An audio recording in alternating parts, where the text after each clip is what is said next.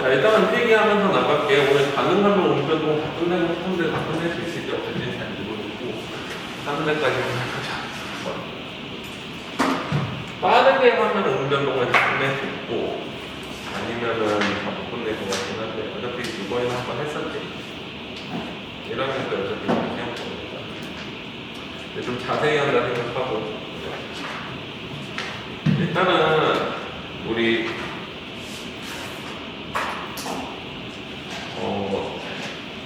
음절을 가지고 나갈게. 음절이라는 건 뭐가 음절이니? 음절. 한 글자가 음절이야. 한 글자.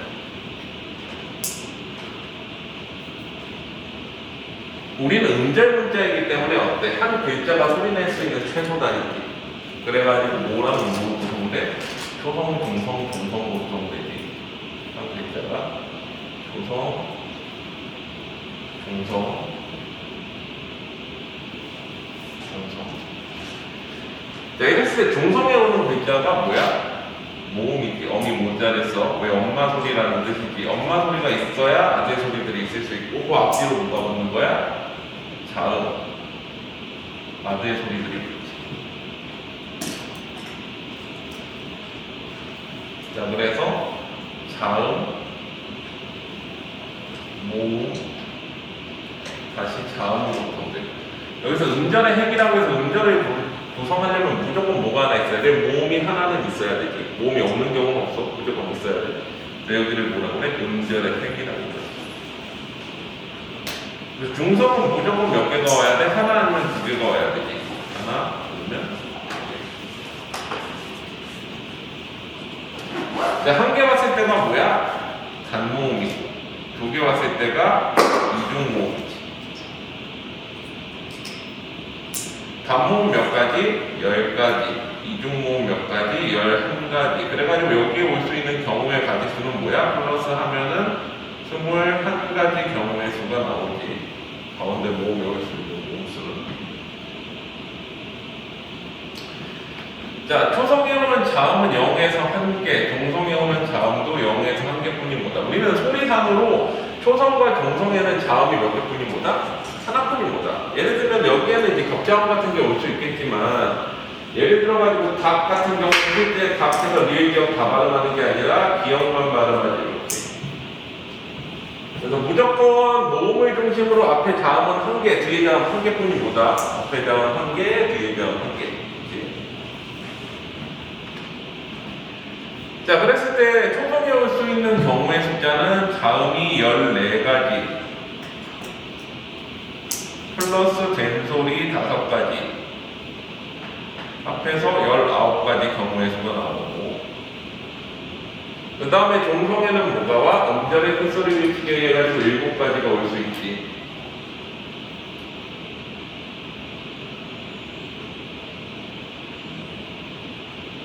플러스 없는 경우 1가지까지 받침이 아예 없는 경우 그러면 총 8가지 경우의 수가 나왔습니다. 이 앞에는 없는 경우는 이미 이응으로 들어가 있기 때문에 요거는 추가하지 않지. 그래서 19 곱하기 21 곱하기 8 하면 우리가 발음할 수 있는 소리의 숫자가 나온다고 봐. 물론 여기서 겹치는 소리들도 있지만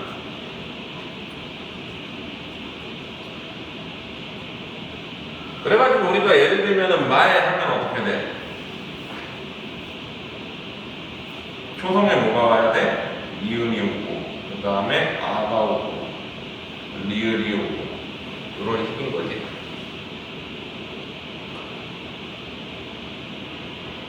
여기까지 괜찮지? 자, 그 다음에 이제 모음을 한번 보자.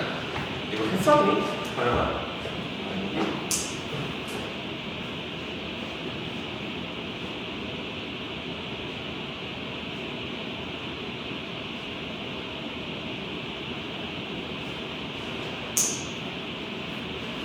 자, 모음은 엄마 소리인데 모음과 자음의 차이는 뭐야? 모음은 공기를 뱉으면서 내는 소리고 자음은 끊어주는 소리지. 그래서 모음이 공기를 뱉으면서 앞에서 끊고 뱉었다가 다시 끊고 이렇게 하면서 어떻게 돼?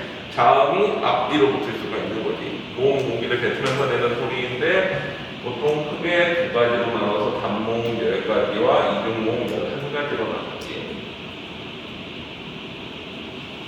잡모음 여기까지는 보통 어떻게 해요? 이렇게 여기 키, 위, 를, 조, 개, 돼, 소, 내가 이렇게 해도 되고 그러면 이런 부분들이 있는데 자 중요한 거는 얘네가 각각 어느 위치에서 발음이 되는지를 알고 있어야 돼.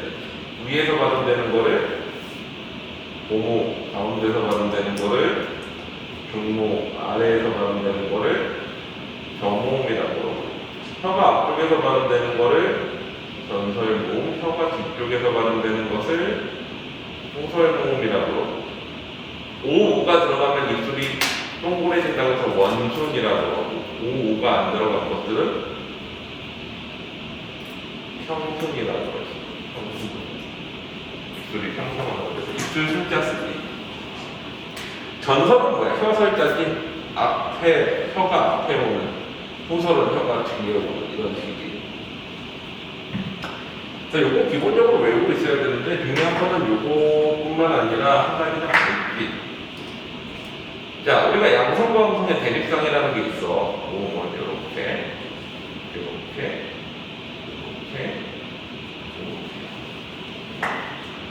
자, 양성모음들은 뭐야? 혀가 아래로 내려가면서 입이 크게 벌어지는 애들이. 요 아래에 있는 얘네들이 뭐야? 양성모음. 그러면 반대로 혀가 위쪽에 있는 애들은 모르겠어? 얘네들은 안녕 좋아 음성모. 하민이 너 필기할 거 있냐?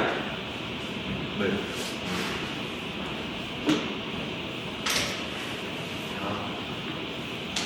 이거 너 다음에 가겠지. 네, 일단 오늘 음변동하니까 음변동부터 들어.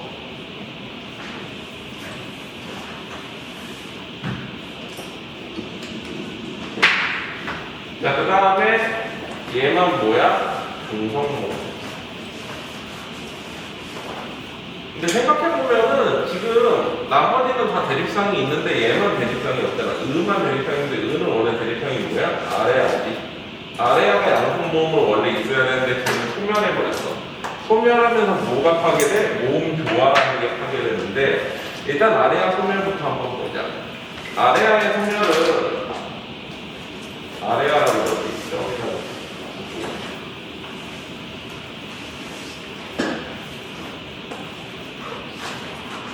보통은 이제 두 번째 글자 이후에 아래아가 없어져.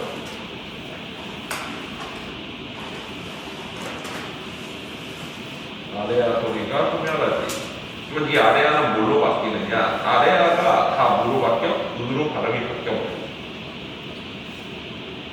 예를 들어가지고 우리가 노을이라는 거를 옛날에는 이렇게 배웠거든. 반치음, 이 세모 같은 경우에는 묵음이었어, 초성에 오면. 그래서 얘를 어떻게 바꿔? 노을 이러면서 아래아가 으로 바뀌는 거지. 자, 그 다음에 두 번째는 첫 번째 글자 아래아가 없어지기.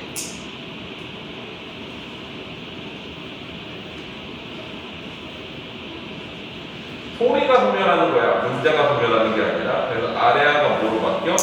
아로 바뀌어. 아로 바뀌면서 우리 이런 거 어떻게 읽어? 한글이라고 있잖아. 근데 어떻게 돼? 이렇게 되는 거지. 다른 자체. 그러고 나서 표기는 언제 바뀌어? 1933년 한글 맞춤법 통일한 이후에 표기가 소멸해.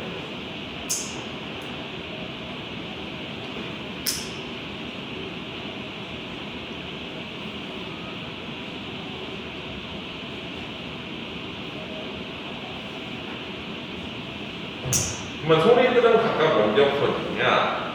16세기 말에 먼저 뒷소리 아래아가 없어지고 18세기 초에 앞소리 아래아가 없어지고 이런 식으로 없어져. 순서가. 그 소리는 없는데 사람들이 그냥 표기는 해오다가 나중에 완전히 표기가 없어진 거지. 오늘날의 뭐랑 비슷해? 이거 우리 구분 못하지만 정확하게 나눠서 쓰잖아. 그치? 내와 내. 근데 구분 안 되지. 이런 거랑 비슷해. 소리는 이렇게 나는데 그냥 이렇게 적은 거야. 그러다가 1933년에 어차피 소리 없는데 해서 뭐하냐 그래서 없애버리지. 어쨌거나 이런 식으로 양성은 양성끼리, 음성은 음성끼리 이제 어울리려는 경향들이 있는데, 자 봐봐. 아래하가 없어지면서 의의 대립상이 없어지니까 양성은 양성끼리, 음성은 음성끼리 어울리려는 경향 자체가 파괴돼. 원래는 그게 뭐냐면 모음조화야. 모음조화는 우라랄타이어 계열 언어들에서 흔히 나타나는 형태인데, 우라랄타이어는 우라의 산맥과 알타이어적 계열이지. 원래 뭐뭐 있어? 일본어, 한국어, 만주어, 몽골어, 그리고 뭐도 있어? 터키어. 터키어는 왜 걔네랑 비슷하다고 했어? 얘기했나? 자, 터키는 원래 어디 있었던 나라야? 저기 뭐야, 한국사 배우다 보면은 신라와 나당연맹한 신라와 당나라가 나당연합군이랑 대항해가지고 백제와 고구려가 동맹 맺고서 각각 모랑도 동맹을 맺어 십자군이 이렇게 해서 위아래로 쭉 맺잖아. 백제는 왜랑 맺고 고구려는 어디랑 맺어? 돌벌. 북방민족의 이제 기마민족 중에 돌벌이라고 했지. 돌벌 중에 서돌벌족이 남하해가지고 유럽 쪽에서 세운 나라가 투르크야. 그 투르크, 오스만 투르크, 그거가 뭐야? 터키지. 터키를 그래서 다시 자기네 식으로 부른다고 해서 뭘로 바꾼 거야? 튀르키예로 바꾼 거냐? 돌벌이라는 뜻이야. 돌벌, 한자식으로 얘기해. 그래서 돌벌족들도 우리랑 언어가 비슷해. 터키. 그래서 모음교화가 나타나는데, 모음교화가 그럼 뭐냐?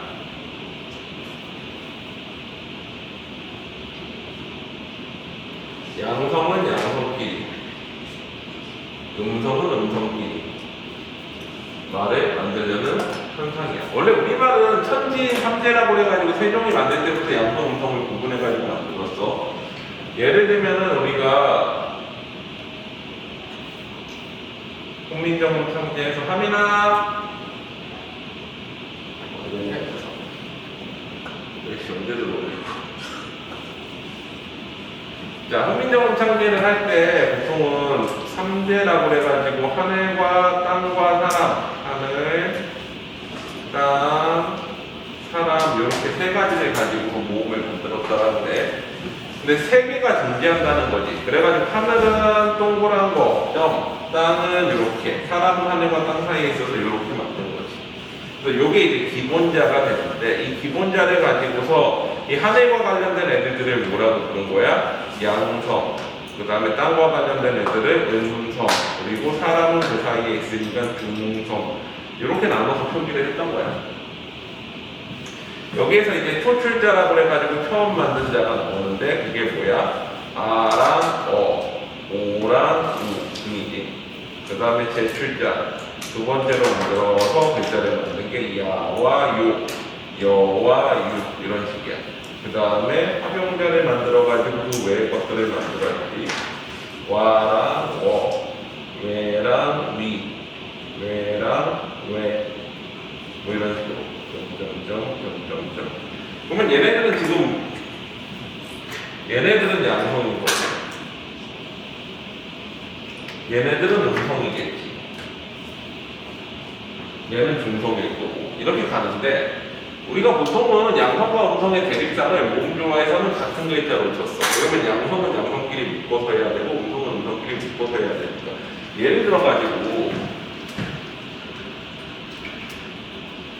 자, 내 이름이 이제 박성자나. 자, 그러면 얘는 음성이고, 얘는 양성이고, 얘는 음성이네. 옛날에는 단어 내에서 이렇게 쓰는 거를 별로 안 좋아했단 말이야. 그래서 어떻게? 양성은 양성끼리, 음성은 음성끼리 맞춰줘야 편하지. 양성이 되면 어때? 혀가 아래로 내려가서 계속 아래쪽에 있고, 음성이면 계속 위에 있을 거 아니야. 그래서 이거를 바꿔서 뭐야? 이런 식으로 바꿔주면 어때? 양성. 아, 미안. 얘가 양성이고, 얘가 음성이고, 얘가 양성이고. 이렇게 하면 양성이 되는 거야. 이런 식으로 맞춰주려는 게 모음조화야. 이해되지? 양성은 양성끼리, 음성은 음성끼리 맞추려는 거야. 이해되지? 어떤 개념이지? 자, 그랬을 때 모음조화를 보면 결국에는 얘랑 얘는 같은 글자, 얘랑 얘는 같은 글자, 얘랑 얘랑 같은 글자, 얘랑 얘랑 같은 글자가 되겠지. 왜 양성일 땐 요거 쓰고 음성일 땐 이거 쓸 테니까. 맞지? 그래서 이런 것들이 어떤 것들이 있었냐? 첫 번째는 단어 내에서 쓰이는 모음조화가 있었는데 이거는 중세국어에는 흔히 쓰였는데 오늘날에는 일부 현대국어 음성상징어에만 나와 있어.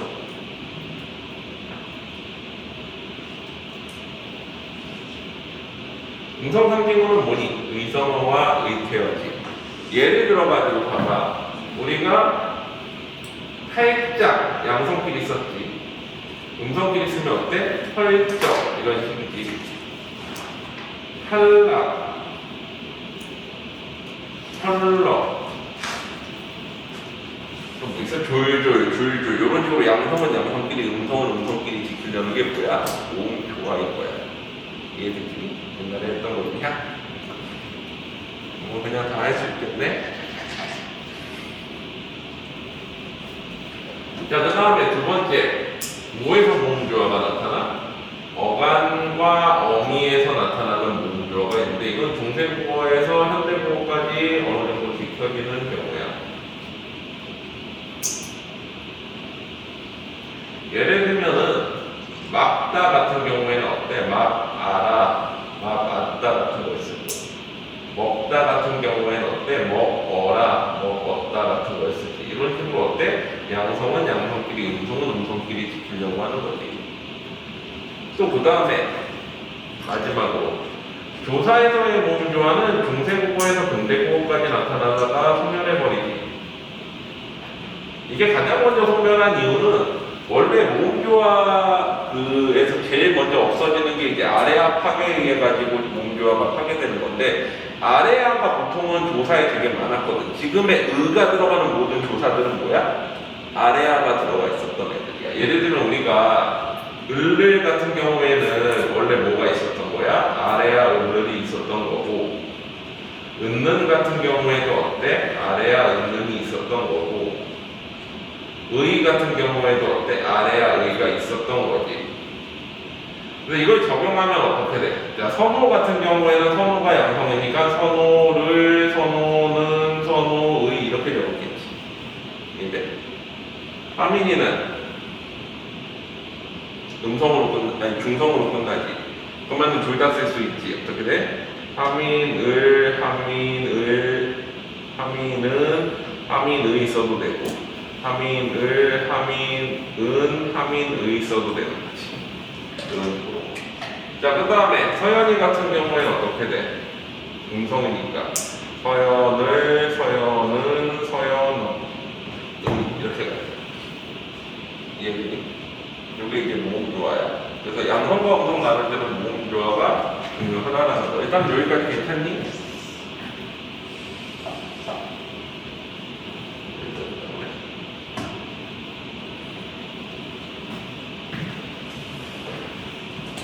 카메라 요거 지워도 돼? 화면이 다 있냐? 얘기를 했어? 자, 그래서 이 부분 지울게. 자, 그 다음에 이중모음까지 좀 해보자. 자, 쟤네들이 그래가지고 총 뭐야? 10가지의 단모음이면 이중모음은 11가지가 있겠지.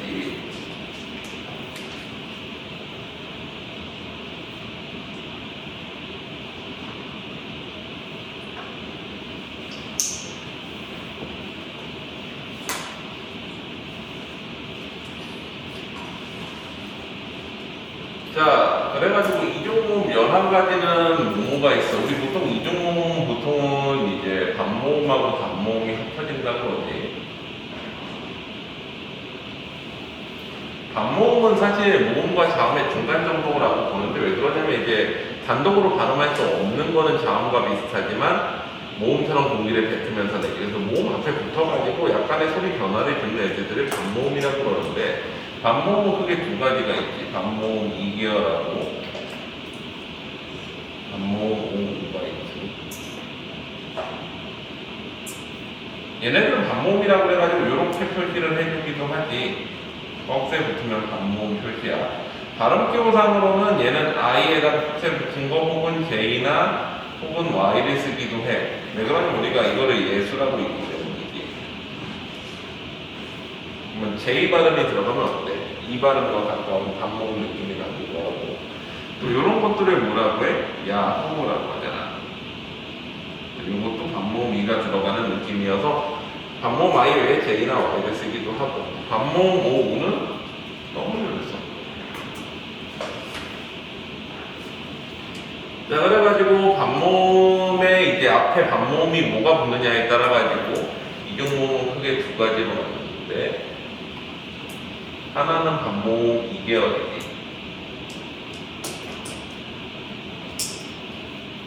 그래서 얘는 일단은 반모음 2 플러스 R는 야가 되지. 2가 붙으면서 이야 해서 야가 되는데 발음 기호상으로 반모음 2 플러스 R는 이런 식으로 되는 거야.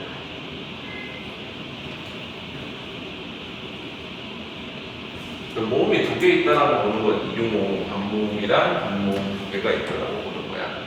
또 반모음 2 플러스 어는 여가 되고 반모음 2 플러스 오는 유가 되고 반모음 2 플러스 오는 유가 되고 반모음 2 플러스 에는 얘가 되고 반모음 2 플러스 에는 얘가 되는데 마지막으로 의 플러스 반모음 2는 의 해가지고 얘는 뒤에 들어가는 개념으로 봐. 원래는 얘는 별도의 이제 그 다른 반모음 의계열로 봤었는데 요즘은 그냥 반모음이 뒤에 들어가는 형태로서 반모음 2가 뒤에 들어간다는 거지. 일단은 중앙고 자체는 그리고 이게 그 문법하는 선생님 중에 어떤 선생님들이 이거 그 이중모음의 모음 두 개로 안 보는 선생님들이 있거든. 근데 수능은 기본적으로 모음 두 개로 나와요.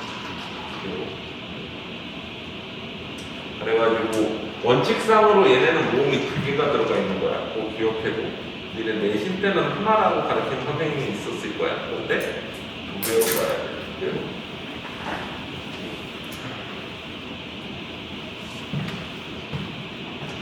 자, 그 다음에 반모음 5구 계열.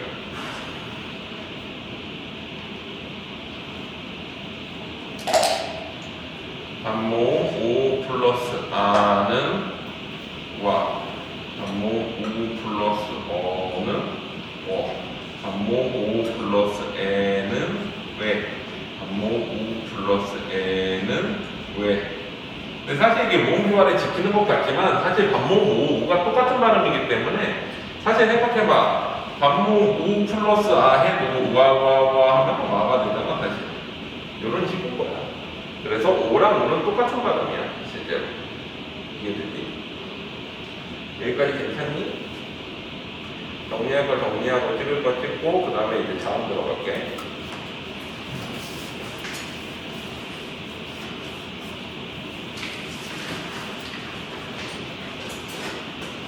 지금까지 한 내용은 외우고 있어야 된다. 외우고. 저 10을 가지고 있어요. 응? 12월 정도. 뭐가? 자, 약점을 가지고 있어요. 아 이거? 이거는 안 외우고 있어서 돼. 아 근데 소멸을 저렇게 했고 날 정도는 알고 있어야지. 부족법 중에.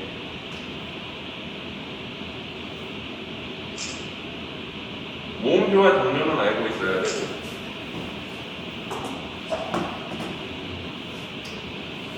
현지인 3제도 알고 있어야 되지. 부족법 기본 개념이잖아.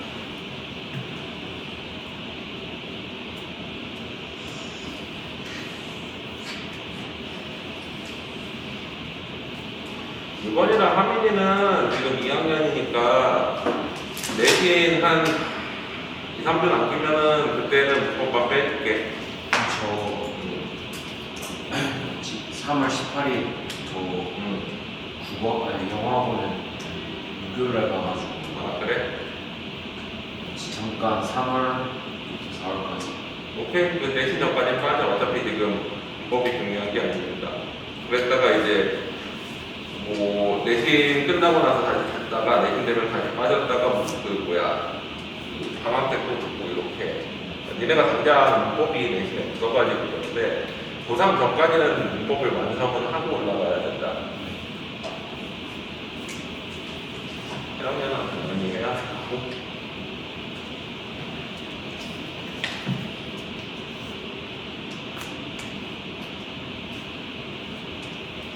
PBR 시간 좀 나중에 하려고. 나중에 지울게. 다음 들어갈게 이제.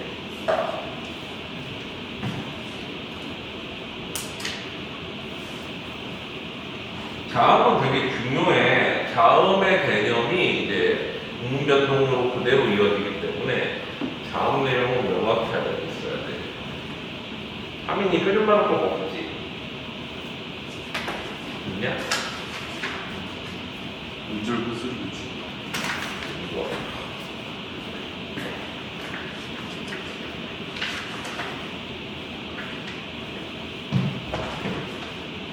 이거 보면서 해. 오늘 함수 적어야 될 거 아니야 오늘.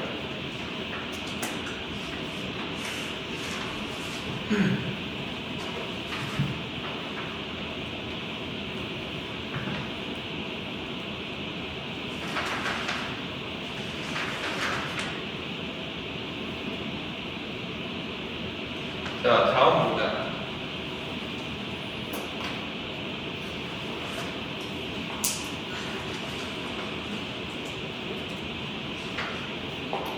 다음은 크게 두 가지 기준으로 나누지. 좋은 위치와, 좋은 만들 조자야. 내가 이제 소리가 만들어지는 위치에 따라 나누는 거하고, 좋은 방법, 소리를 만드는 방법에 따라 나누는 거. 이렇게 두 가지 기준으로 나누는데, 이 두 가지를 좀 외우고 있어야 우리가 음변동이 편하다. 그래서 구분하는 방법들을 좀 세세하게 알려줄게. 자, 보자. 우리가 좋은 방법상의 다음은 크게 두 가지로 나누는데, 울림소리와 안 울림소리로 나누는. 안 울림소리는 우리가 이제 울림소리는 어딘가 성대를 울리거나 뭐 어디를 울리면서 나오는 경우인데 사실 좀 모음적인 부분이 있어. 그러니까 공기를 뱉으면서 이렇게 울리면서 나와야 되기 때문에. 그래서 자음 중에서도 울림소리 있는 애들은 좀 모음이랑 비슷한데 그렇지 않은 애들이 이제 안 울림소리. 얘네들에는 크게 하여름과 하차름과 마찰음이 있고 그 다음에 플러스 울림소리들이 있는데 울림소리는 좀 모음에 가까운 애들이야. 그래서 비음과 유음이 있어.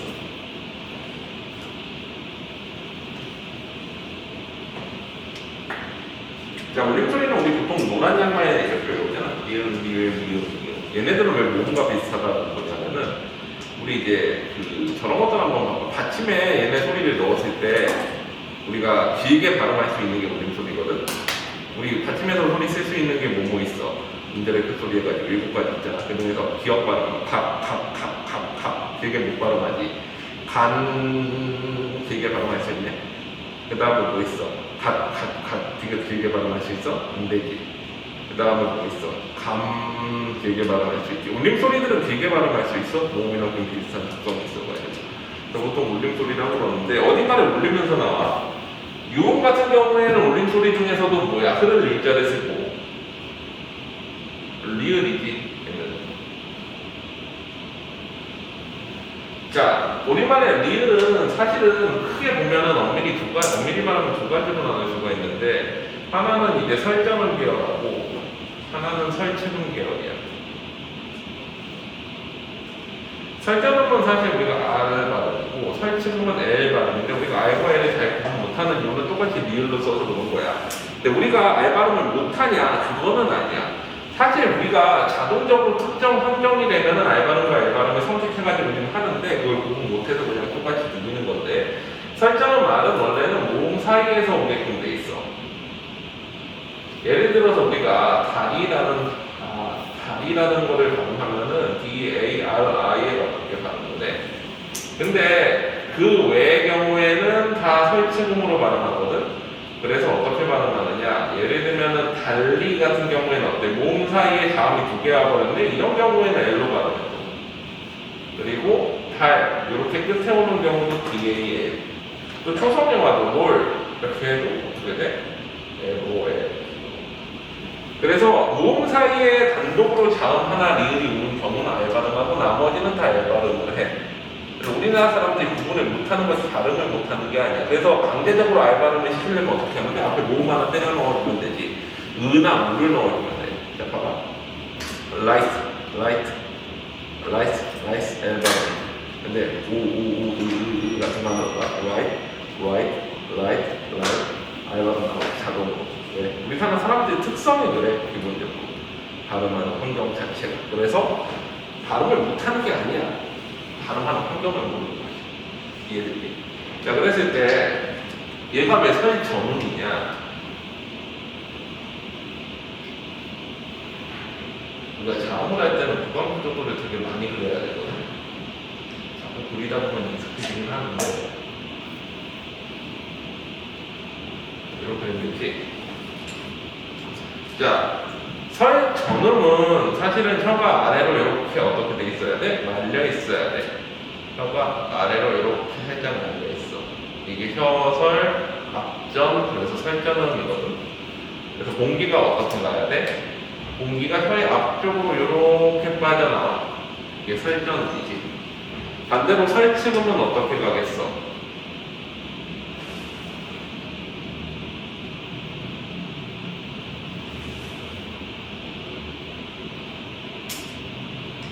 이렇게 혀가 위로 올라가면은 혀의 양쪽 측면으로 소리가 공기가 나온다 그래가지고 어떻게 돼?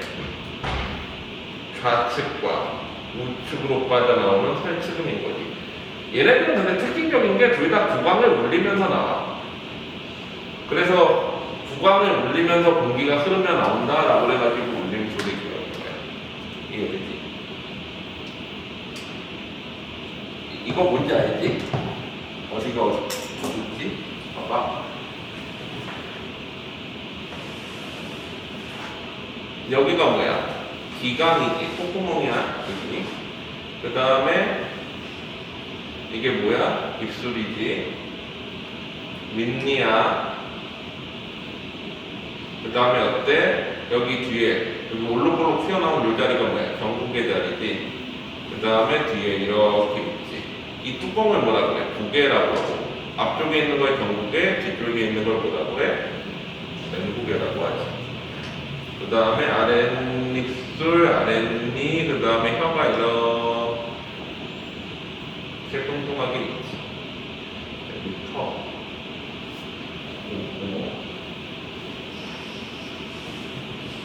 문 되지? 못 그리겠으면 간단하게 이렇게 보내. 이렇게 하나 있어. 이렇게 있어. 입술 있어. 이 있어. 천장 있어. 입술 있어. 이 있어. 혀 있어. 이렇게 그래. 근데 요거를 이제 내가 그려주는 이유는 뭐냐면 외우는 것도 외우지만 이해하라는 거야. 어떤 식으로 공기 흐름이 나오는지. 왜 그러냐면 이게 이제 나중에 훈련동에서 되게 중요한 요소가 되고, 요즘 수능 같은 경우는 직접적으로 이게 못 알아 물어보기보다 이거 이해했는지를 물어보는 문제들이 많다. 그래서 알고 있어야 돼. 자, 그 다음에 또 봐봐. 얘는 코 밑자잖아. 그러면 얘는 뭐가 있어? 이음, 그리고 이음이 있는데 이음은 받침이 이음이지. 몇 마디 한번 보자. 우리가 비음면은 비강을 울리면서 나올 텐데 그러면은 어때? 코를 나오면 소리가 안 나와야 돼. 가나다라 나가야 돼. 하나 소리 잘 안 나오지. 마 소리 잘 안 나와. 왜? 비음이기 때문에 코 막으면 소리가 안 나는 거야. 받침 이음 소리는 어때? 소리 안 나오지. 코 막고. 그래서 비강을 울리면서 나와야 되기 때문에 걔네들은 이제 코를 막으면 소리가 안 나. 전부 다 비강에서 나오겠지. 어떻게?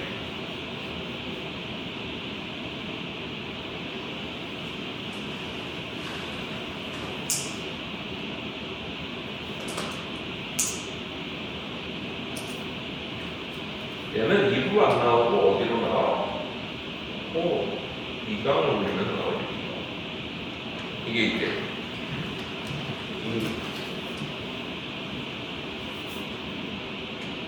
자, 이래가지고 일단은 얘네들은 울림소리이고, 울림소리 아닌 안 울림소리들이 한번 보자.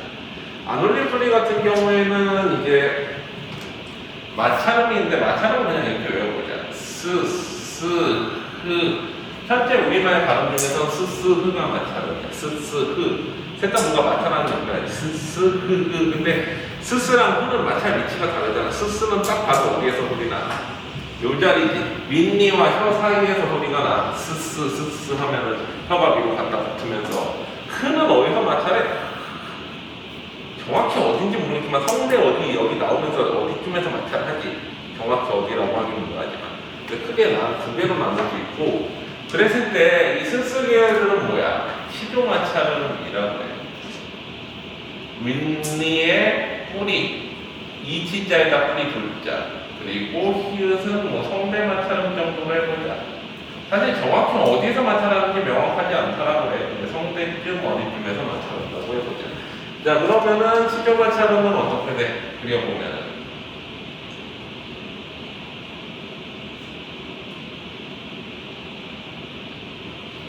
윗니의 잇몸 쪽으로 혀가 오면서 어떻게 돼? 공기가 윗니와 혀 사이를 빠르게 빠져나오면서 이 자리에서 마찰을 하지. 스스 이렇게. 흐는 어떻게 돼? 전체적으로 뭔가 마찰하는 느낌이잖아. 그래서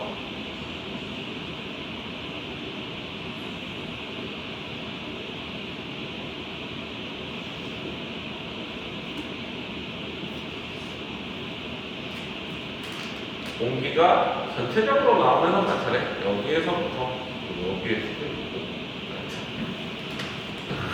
하면서 마찰하면서 나오고. 일단은 그래서 우리말의 마찰음은 스스 이렇게 세 가지가 있는데, 자, 그러면 파열음은 뭐야? 일단은 마찰음, 파찰음 아니면은 전부 파열음이겠지. 그 외에. 자, 얘네들은 입술에서 공기가 터져 나오면서 만들어지지.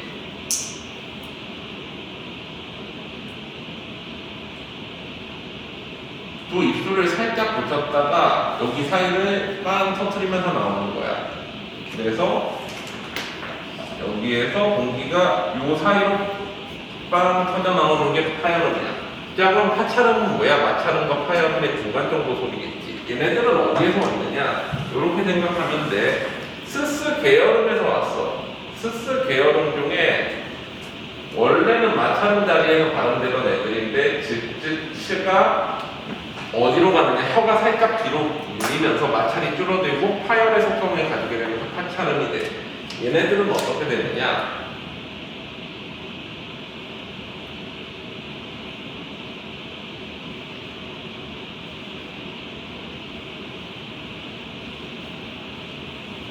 아까 치조 마찰음 자리는 여기였지.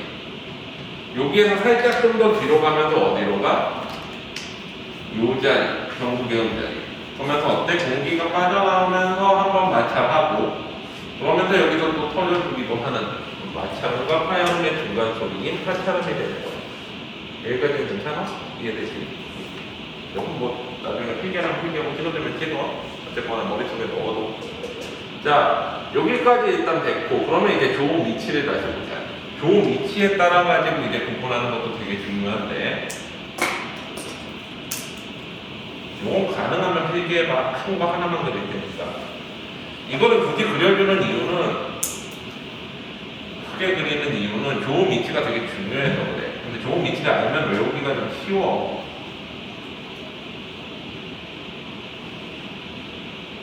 애가 보이니?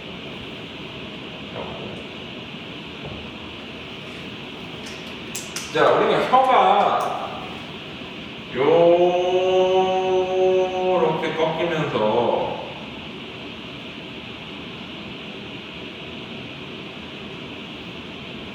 요 북의 뒤쪽 자리, 상대적으로 말랑말랑한 살이 있는 북에, 그래서 뭐라고 그래? 연북에. 우리 입천장을 혀로 만지면서 오다 보면 윗니 뒤쪽으로 오돌도돌하고 딱딱한 부분인데 거기가 경북이지. 그리고 상대적으로 뒤로 가면 물론 거기도 살이 많지는 않지만 상대적으로 좀 말랑말랑하다고 해서 연북계라고 불러. 혀가 그 연북에 가까워지는 게 기억 발음이지. 그 발음을 보면 거기 닿진 않지만 뭔가 그쪽으로 갈 것 같은 느낌이 되게 강하게 들잖아. 그 자리가 연북의 자리야. 그러면 얘는 어때? 여기서 소리 나는 게 연북의 음이지. 연북의 음은 우리말로 하면 여린 입천장 소리라고 그러기도 하고, 세종 때는 이거를 뭐라고 불렀어? 어금니 아자를 써가지고 아음이라고 불렀어. 우리 상하할 때 그 아지 어금니. 자, 그래서 여기 연구개념의 기본자는 당연히 기역을 기본으로 하는 기역소리이고, 여기에서 우리가 글자를 나란히 적는다는 걸 병서라고 해서 이렇게 하면 쌍기역이 되고, 획을 더 더하면 가획이라고 해가지고 키읔이 되기도 하고, 그 다음에 이체자라고 해가지고 다른 이자를 써가지고 형태가 다른 자가 하나 더 있는데, 연구개념에는 이렇게 사과 모양, 이걸 뭐라고 그래? 예비응이라고 하는 애가 있어. 얘는 사실은 나중에 가면 그냥 이응 표기로 바뀌는데, 이거는 받침 이응 소리야. 원래 이응은 소리가 없음을 나타낼 때 썼는데, 예비응은 어때? 받침이 있는 소리를 적을 때 썼던 거야, 원래는. 근데 이제 임진왜란 겪으면서 예비응으로 쓰지 말고 귀찮으니까 그냥 이응 적자 그래서 이응으로 적게 된 거야, 받침이 있는 거를. 이해되지? 자, 그 다음에 혀가 반대로 요렇게 해가지고 윗니 쪽에 와서 닿는 모양을 보는 거를 뭐라고요? 우리는 이응이라고 하겠지. 그래서 요 자리에서 발음이 나는데, 요 자리에서 발음 나는 애는 니은 말고 하나 더 있어. 윗니의 뾰족한 모양을 본따서 시옷 계열도 여기에서 소리가 나. 두 개의 차이는 뭐냐? 아까 시옷은 뭐였어? 마찰음 계열이었지. 둘 다 치주음이거든. 이 뿌리 소리, 이치에다가 뿌리 소리. 그래가지고 잇몸 소리라 그러는데, 잇몸 소리 중에서도 뭐야? 이 중에서도 비마찰음, 마찰하지 않는 계열이 있어. 이거를 우리는 세종 때에는 선음이라고 불렀고, 지금은 이은 계열음이지. 선음이어가지고 혀 설자야. 그래서 얘는 기본자가 뭐야? 당연히 니은이지. 그리고 니은 계열음들이 여기에 해당하겠지. 반대로 치조음 중에 마찰음 소리, 같은 잇몸 소리인데 마찰음에 해당하는 애들들, 얘네들은 이치자를 써가지고 치음이라고 불렀어. 이치자이고 기본자는 당연히 뭐겠어? 얘는 기본자가 시옷이겠지. 자, 그러면은 어때? 기본자 니은에서는 어떻게 만들어질까? 나란히 적으면 병수하면 쌍니은이 만들어지는데 얘는 세종 때 잠깐 쓰이고 금방 없어져 버려. 그 다음에 여기다가 획을 더하면 가획해가지고 디귿이 되고, 디귿에 나란히 병수해가지고 적으면은 쌍디귿이 되지. 쌍디귿에다 다시 가획 획을 더하면은 티읕이 되고, 이체자라고 해서 별도의 형태로 뭐가 하나 더 있어? 니은에다가 요렇게 거꾸로 붙이면 니은이잖아. 얘도 이제 니은 계열이야. 그래서 얘는 서름 중에 절반만 서름, 그래서 반서름이라고 불러. 반서름 니은. 또 얘네들은 어때? 나란히 병수하면은 쌍시옷이 되고, 이체자가 반치음이 있지. 세모를 치음 중에 절반만 치음, 그래서 반치음이라고 불러. 이거 외에도 뭐가 있어? 가획하면은 지읒이 되고, 병소하면은 쌍지읒이 되고, 다시 가획하면은 치읒이 되는데, 얘네들은 원래 위치가 세종 때에는 여기서 나는 게 맞았거든. 스스, 즈즈, 츠 그 자리에서 발음이 됐었는데 지금 영어의 지 발음에 가깝지. 근데 얘네들이 어디로 이동하게 돼? 나중에 아까 어때? 좋은 방법도 마찰음에서 파찰음으로 언제 움직인다고 그랬어? 1592년에 움직여. 1592년은 뭐야? 우리가 중세국어에서 근대국어로 넘어가는 기점이야. 왜 저때 이게 말이 많이 움직이느냐? 좀 정리를 해보면, 우리가 봐봐. 우리 국어사를 보면은 국어가 이제 크게 바뀌는 시기들이 있어. 보통은 이제 고대국어에서 중세국어로 바뀌는 거는 우리가 한국사에서 고대에서 중세로 바뀌는 기점이랑 똑같아. 언제 바뀌어? 고대국어에서 중세국어는 918년 고려건국으로 바뀌어. 고려가 건국된다고 갑자기 말이 바뀌는 건 아닌데, 언어 중심지가 경주에서 어디로 이동하기 때문이야? 개성, 경상도 방언에서 경기도 방언으로 중심지가 바뀌기 때문에 이게 언어가 바뀐다라고 보는 거야. 그 다음에 고대 중세국어에서 근대국어로 바뀌는 기점은 보통 언제로 가? 1592년 임진왜란. 왜 조선건국으로 안 부르냐? 조선 건국해봤자 어차피 언어 중심지는 개성에서 한양으로 왔다 갔다 하는 것 뿐이잖아. 그리고 그것도 몇 번 왔다 갔다 하지. 한양 갔다 개성 갔다 다시 한양 갔다 이렇게. 그래가지고 얘는 임진왜란쯤 해가지고 말이 많이 바뀌어. 조선이 건국된다고 바뀌는 게 아니라 왜 그러냐면 임진왜란부터 해가지고 모모에서 1597년 정유재란, 그 다음에 이괄해란, 1627년 정유호란, 1636년 병자호란 이렇게 쭉 전쟁하지. 그래서 1637년까지 전쟁하잖아. 그러니까 어떻게 돼? 개판이 되는 거지. 임진왜란 때 엄청나게 많이 군대가 들어오잖아. 명나라 군대도 들어오지, 일본군도 들어오지, 여진족도 참전해 그때. 그리고 뭐 이런 기록도 있지. 명나라 측에서 흑인 노예까지 포르투갈 상인 통해가지고 데리고 들어왔더라. 그래. 그럼 말이 얼마나 많이 바뀌겠어. 막 언어도 이동하고 그러면서. 그래서 이때 많이 바뀌는데 이때 이제 말이 어떻게 바뀌는 거야? 우리가 마차름이었던 즈츠츠가 파차름 자리로 가는데 그게 이제 발음 방법도 바뀌지만 좋은 위치 자체가 어디로 바뀌는 거야? 요 자리, 이 자리를 뭐라 그래? 우리 경국의음이라고 그러지. 경국의음 자리로 이동을 하면은 어때? 이거는 세님천장소리라고 그러는데 이건 세종 때 없었으니까 한자 이름은 없지. 이렇게 가면은 문제가 여기가 이모음의 발음 위치랑 동일한 위치야. 이모음 발음 위치. 아까 전설 공공이었잖아. 이가. 키위를 주게 되어서 내가 키가 제일 앞에 있을 이가. 자, 그러면 어떤 현상이 일어나느냐? 우리가 흔히 말하는 국외음화라는 게 일어나는데 국외음화라고 하는 건 뭐예요?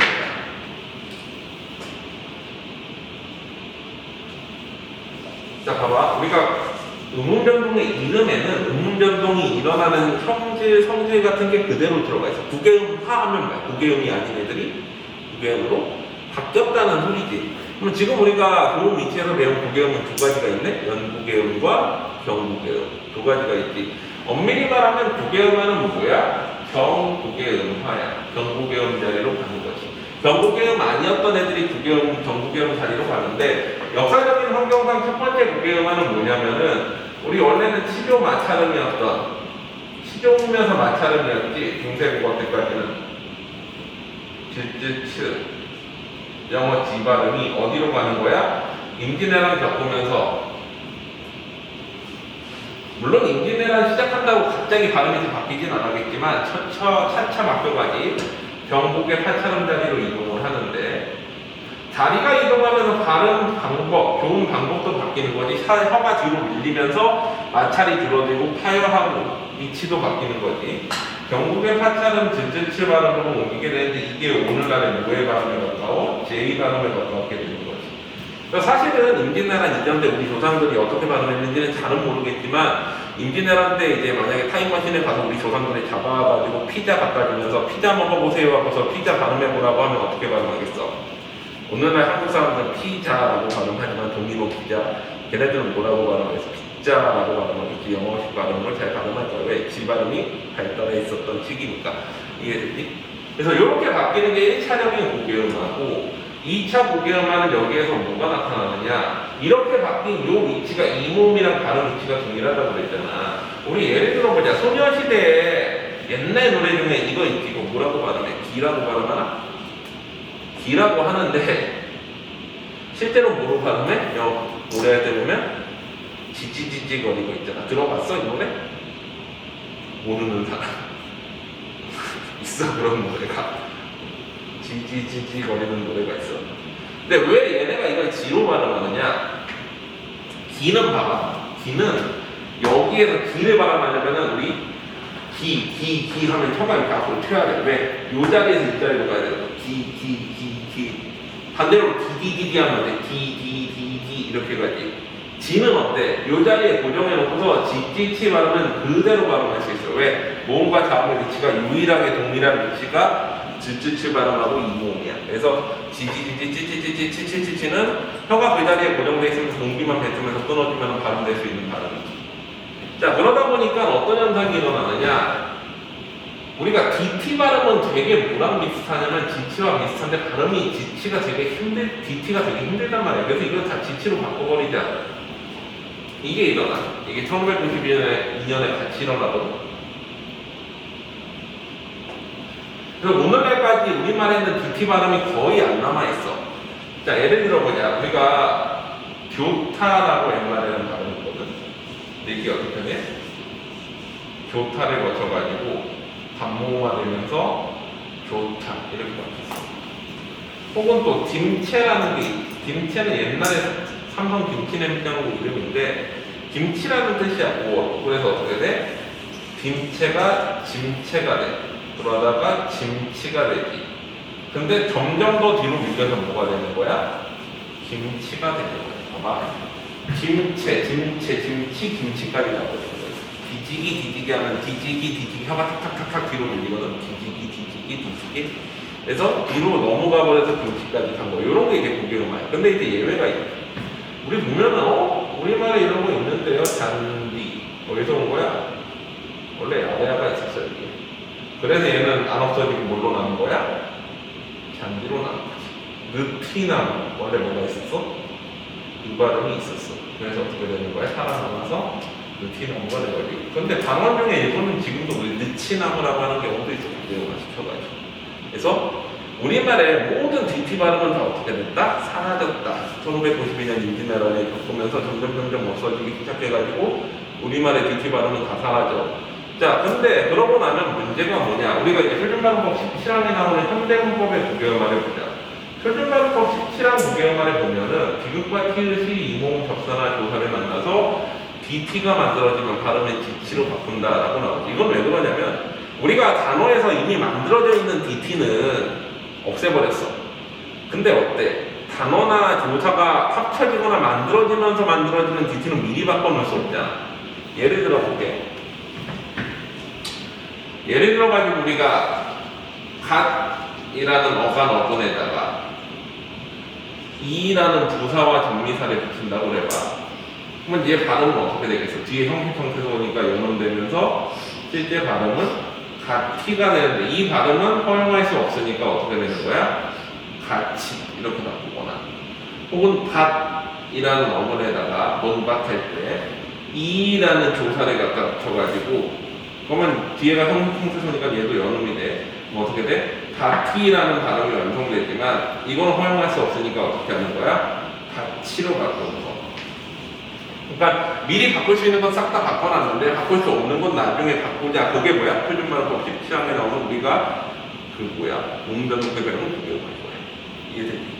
원래 나타나게 된 배경은 이 두 가지야. 원래 위치가 바뀌고 DT 발음이 다 지치로 바뀐 게 배경인데 그러다 보니까 현대문법에서 미리 바꿔놓을 수 없는 것들을 바꾸자라고 해서 이렇게 바뀐 거지.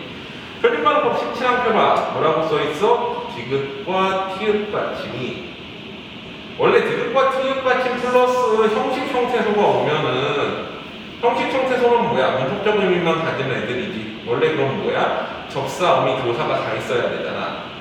얘네들이 오면은 어떻게 돼? 원래는 이렇게 되면 연음이 돼. 형식 형태소일 때는 받침을 뒤로 그대로 옮겨서 발음해서 DT가 만들어지는데 DT를 허용할 수 없으니까 우리가 지치로 바꾼 거거든. 근데 거기는 뭐가 빠져있어? 접사와 조사만 나오지. 왜 그래? 우리말 어미는 인모음을 시작하는 게 없어.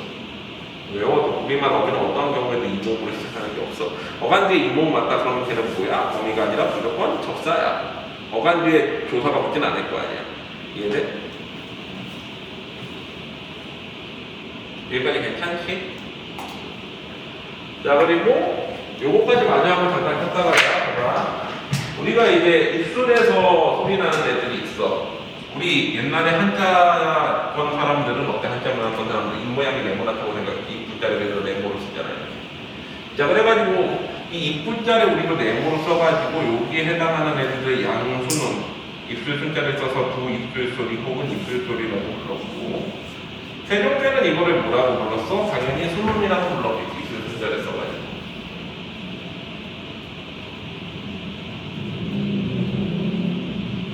얘는 당연히 주문자가 미음이겠지. 여기다가 가획해가지고 비읍을 만들고 그 다음에 나란히 적어가지고 쌍비읍을 만들고 그 다음에 다시 가획해가지고 피읍을 만들지.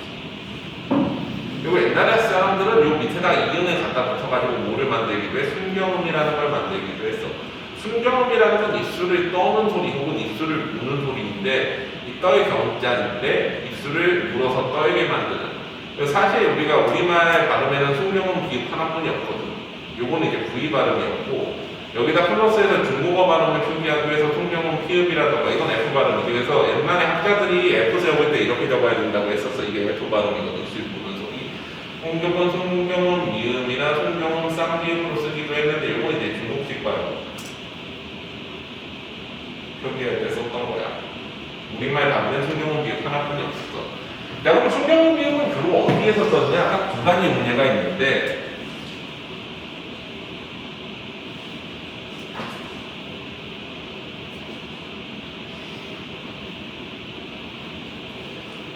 이 학년들은 이거 니네 이거 내 침대 나왔었다. 순경원 비읍 사용 문제 두 가지 뭐 있었어? 기억나? 이거나 뭐 있었니? 지난번 시험이었지. 순경 비 딱 두 가지 경우에 사용되지. 기사 아미나 어디서 사용됐었어? 프린트에도 나올 텐데 이거. 어디서 나왔었어? 아니 아니지. 이 순경원 비읍 어디서 나와? 어간 받침 비읍이라. 그다음에 객체 높임 습지부에서 나왔잖아. 그 저기 뭐야 1학년들은 이거 저기서 나온 거야. 김안에 나와. 2학기지만. 자 봐봐. 첫 번째 어간 받침 비읍에 어간 받침 발음 비읍 제일 끝부분에 나온 비읍이 플러스 모음 조사를 모음 어미를 만났으면은 이 비읍이 뒤로 이동하면서 뭘로 바뀌어? 발음이 승경 비읍으로 갔다가 현대국어에서는 오우 반모음으로 바뀌어. 자, 예를 들어 볼게. 우리가 새롭다라는 표현이 있는데 새롭다에다가 아나 어를 갖다 붙여보자. 그럼 모음조화에 의해 가지고 새로 원래는 어가 붙지 않고 아가 붙었어 옛날에는. 그럼 어떻게 돼? 새롭다가 되는데 여기에 승경원 비읍이 이렇게 들어갔던 거야. 그래서 실제로는 이제 부위 발음이었는데 이게 언제 이후에 없어지냐면 세조 이후에 없어져. 세조 이후에 모든 게 많이 바뀌는데 왜 그러면 세조 때 세조를 암살하려던 사람들이 있었잖아. 관상.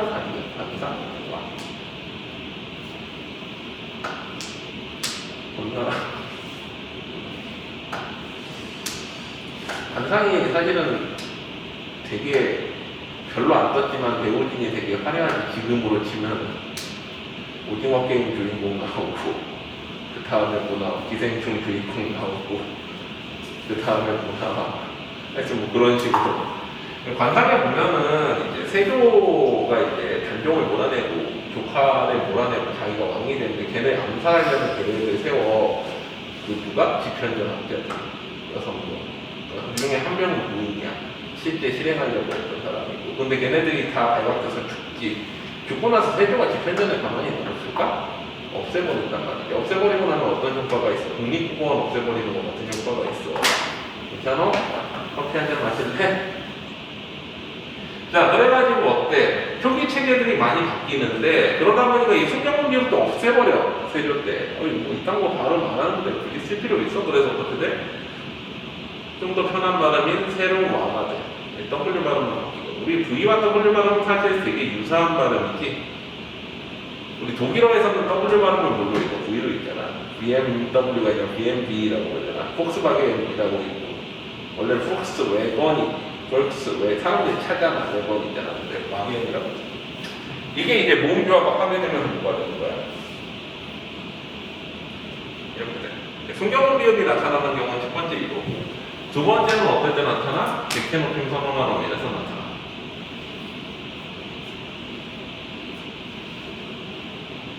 오늘날에는 객체 높임이 많이 없어졌지만 객체 높임 선언한 어미가 옛날에 중세국어 때문에도 습지분 내지는 삽자갑이라고 해가지고 세 가지가 붙었지. 오늘날에 이제 사극하면서 많이 나오는 게 명령 갖잡겠습니다라고 하잖아. 갖다, 명령을 갖겠습니다. 갖잡다라는 표현을 쓸 때 어떻게 쓰냐면은 갖다에다가 중간에 선언 발음이 뭐가 들어가는 거야? 잡이 들어가. 이 받침에 따라서 삽자갑 중에 하나를 써. 먹다 같은 거 기억은 삽을 쓰고 뭐 이런 식이야. 갖잡 그 다음에 뭐야?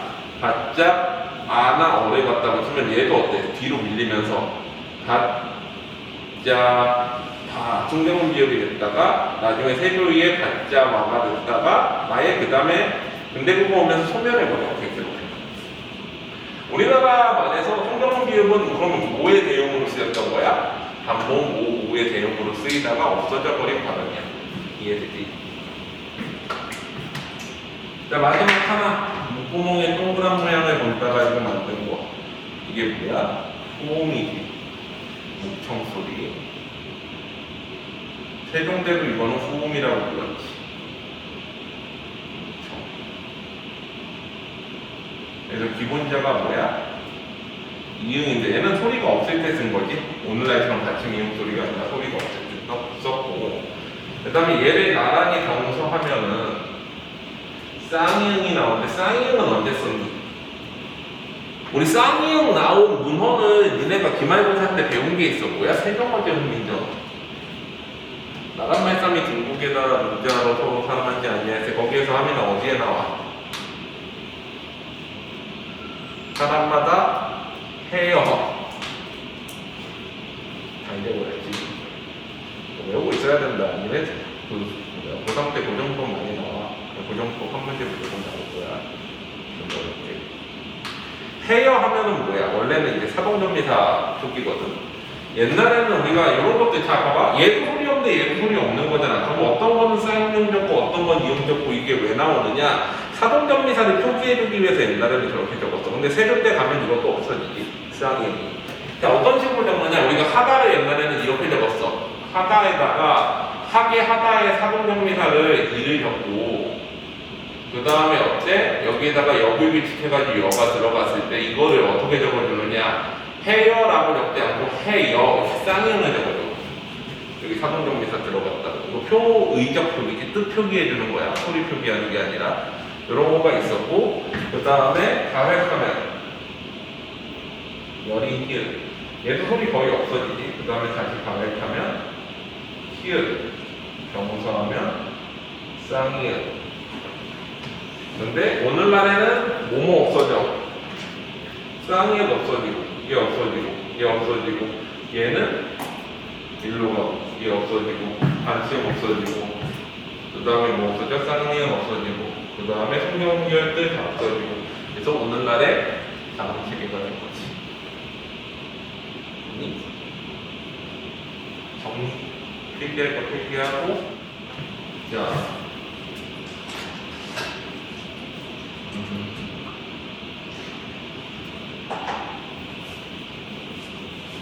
종성 규칙을 한번 정리해볼게요. 종성이라는 건 받침소리지. 우리말에서 받침소리에 대한 규정은 사실은 이제 하란부터 해가지고 교육받는 거 15항까지 들어가 있고, 이 중에서 사실 13항과 14항은 연음에 대한 규정이야. 연음이라는 건 엄밀히 말하면 음운 변동은 아니야. 연음은 음운 변동이 아니야.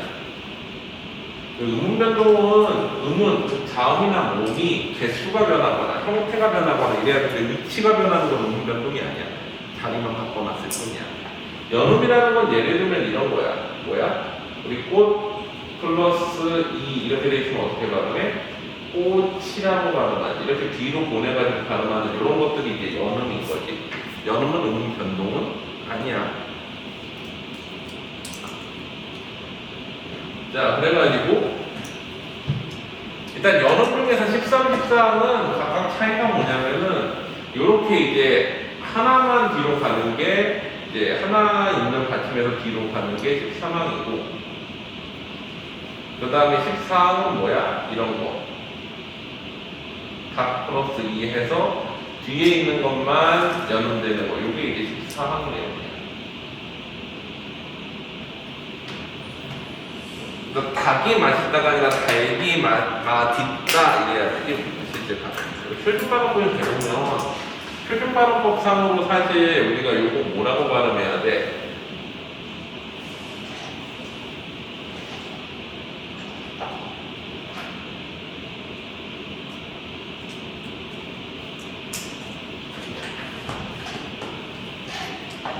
우야가 요거 발음이 어떻게 되지? 표준발음. 달기, 여덟비, 이상하지 문제 모두. 이거 표준말은 뭐야?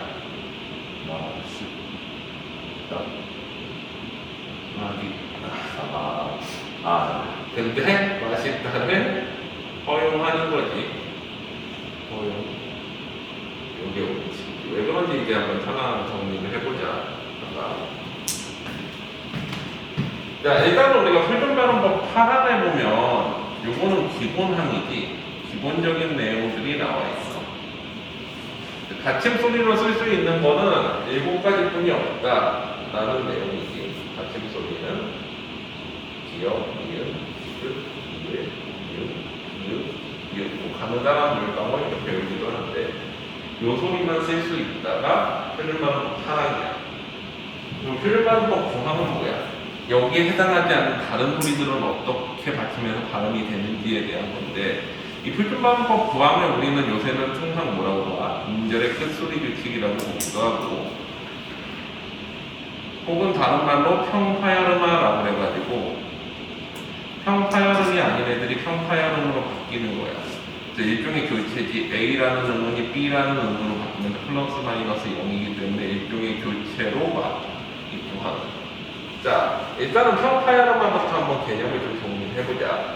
우리가 표준발음법 9항에 보면은 쌍기읍과 키역, 그 다음에 디귿과 티읕과 시옷, 쌍시옷, 지읒, 치읒 같은 애들들 그리고 피읍은 각각 어떤 걸로 발음되는지에 대한 규정이 나오는데 기역과 쌍기역과 키역은 뭘로 발음해? 기역으로. 얘네들은 디귿으로.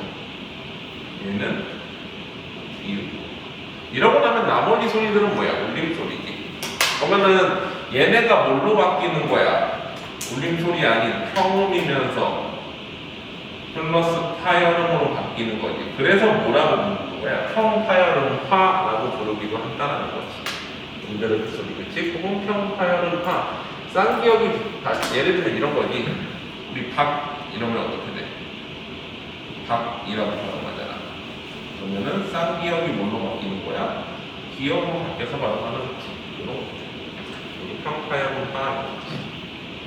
우리말 받침에는 7가지 소리뿐이 못 오는데 나머지 소리들, 겹받침이 아닌 단받침이나 쌍받침에 해당하는 나머지 소리들은 어때? 평음이나 파열음으로 평음이면서 파열음인 3가지로 바꿔서 발음한다. 이게 평파열음 아닌 거지. 중학교에서는 은들의 끝소리라고 안 가르치고 평파열음하라고 가르쳤지. 작년에. 수능에서는 음절인 끝소리 규칙이랑 평파열음하를 같이 써. 자, 그 다음에 세 번째, 표준발음법 13과 11항. 10항과 11항은 자음분 단순화인데, 자음분 단순화는 받침이 겹받침이 올 때 얘를 둘 중에 뭐를 남겨가지고 하나의 탈락시키고 어떤 소리를 발음할 것이냐에 대한 규정이야. 그래가지고 자음분 단순화 내용은 사실 있었던 음운이 없어지기 때문에 마이너스 1 되면서 탈락에 해당하는 음운 변동 규정이야. 그래서 두 개의 차이는 뭐냐면 표준발음법 10항은 앞소리가 남는 경우고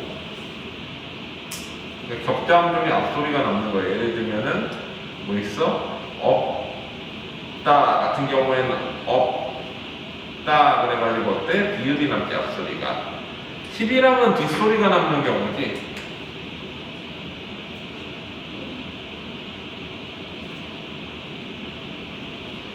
예를 들면 각 같은 경우에 리을 기역 중에서 기역이 살아남아서 이렇게 가지. 이런 것들이 이제 표준발음법 10항, 11항인데 사실은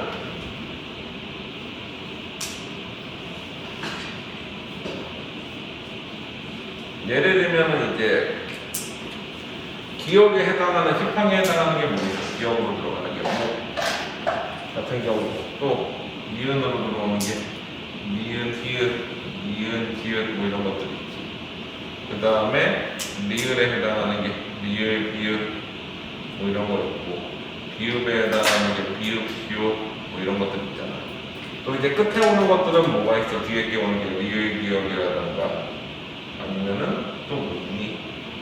리을, 기역이라든가 또 뭐 있지? 리을, 기역 뭐 이런 식이지. 근데 사실 이런 것들은 한국인이면 발음해보면 다 알 수 있는 것들이야. 다만 예외에서 헷갈리는 것들이 있는데 10항과 11항의 다만 예외 조항만 외워두자.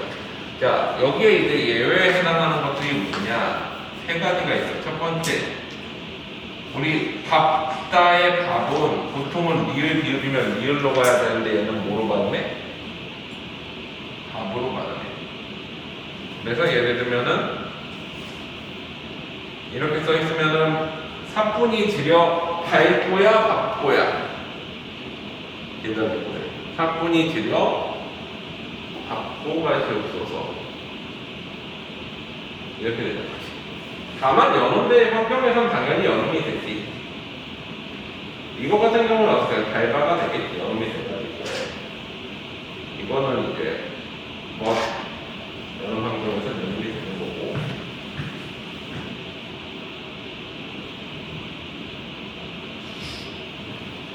자, 그 다음에 두 번째. 넉 계열도 원래는 비읍으로 가야 되는데 리을로 가야 되는데 넉죽하다와 넉종불가는 예외적으로 뭘로 가? 넉으로 가죠.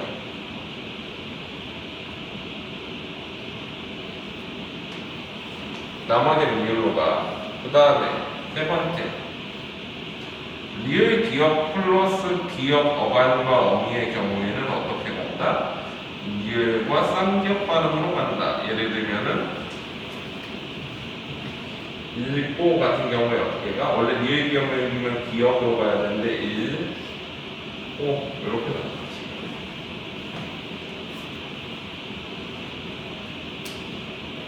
아니? 괜찮아?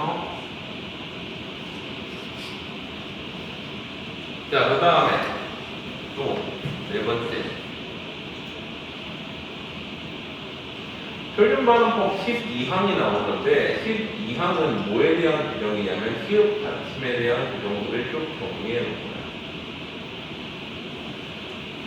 사실 히읗 받침은 9항에도 안 나오지. 저거 어떻게 발음할 거야 라는 게 특별한 경우이기 때문에 저거는 이제 사실 따로 빼서 가져놔. 근데 사실 히읗 받침은 우리말에서 쓰이는 경우가 어간 발음뿐이 없어.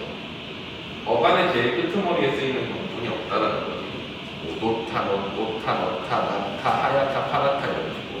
그래서 얘네는 어간뿐이 없는데 그러면 여기 12항이 다시 어떻게 나누어져 있냐? 12-1항부터 해가지고 4항까지로 나누어져. 12-1항은 뭐냐? 보통은 이제 우리가 자음 축약이라고 부르는 애들이야. 축약이라는 건 뭐야? A 플러스 B가 마이너스 1돼서 C 되는 경우지. 이런 게 이제 축약인 거지.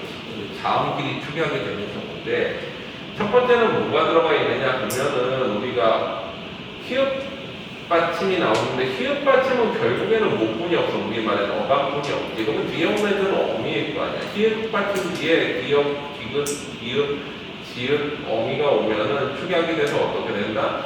히읗, 피읒, 시읒이 되는데 사실 여기서 뭐가 빠져있어? 비읍이 빠져있지. 여기서 우리말 어미는 비읍으로 시작하는 게 없어서 그래. 원래 자음 축약 사례 중에 히읗이 앞에 오는 경우에 비읍이 뒤에 오는 어미로 오는 경우는 없어. 아예. 근데 이렇게 하면 자음 축약이 히읗이 뒤에 오는 경우가 안 붙잖아. 그래서 여기다 붙임조항으로 하나가 더 들어가 있는 게 뭐야? 히읗이 뒤에 오는 경우지. 그래서 기역, 디귿, 기읒, 지읒 플러스 히읗이 오는 경우에도 히읗, 피읒, 시읒이 된다 해가지고 이거 두 개 합해가지고 우리가 자음 축약이라고 부르는 거지, 등상. 근데 생각해보면은 우리가 자음과 자음이 둘 다 올 때는 얘는 받침일 거 아니야. 얘는 초성이고. 그럼 이 지읒은 도대체 어떻게 생기는 걸까? 우리 지읒 발음을 발음할 수가 없잖아, 받침에서. 예외적인 경우가 있어. 예를 들면 이런 거야. 우리 안치다 같은 경우에 이렇게 지읒, 치읒에다가 희가 오잖아. 이 경우에는 음자리크 소리 먼저 적용하는 게 아닌 거지. 자음으로 나누나 먼저 적용하지 않고 얘부터 먼저 어떻게 돼? 축약시켜가지고 안치다로 발음하는 건 예외적인 경우가 있어가지고 저기 지읒이 들어가 있는 거야. 그리고 얘는 노포 같은 것들이 하면은 노포 이해되지?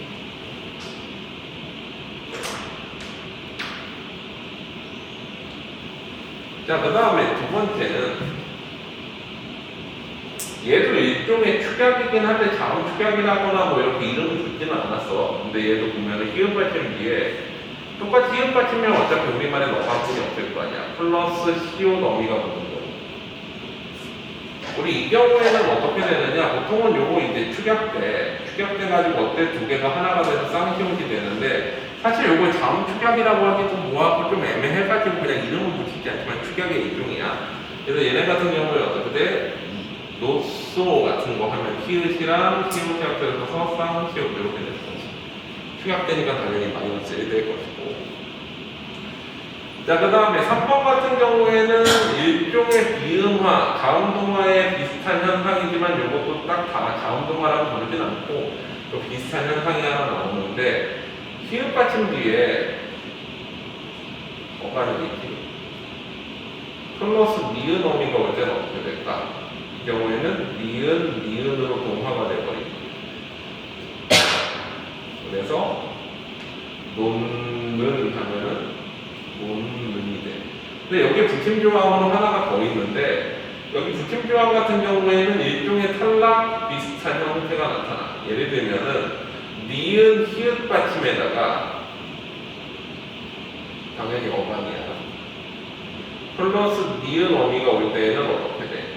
이 경우에는 똑같이 니은 되면서 히읗이 탈락되지. 마이너스 1 되면 히읗 탈락되는 경우가 생기는데 예를 들면은 안는 하면 어떻게 돼? 히읗 탈락하면서 이렇게 나와.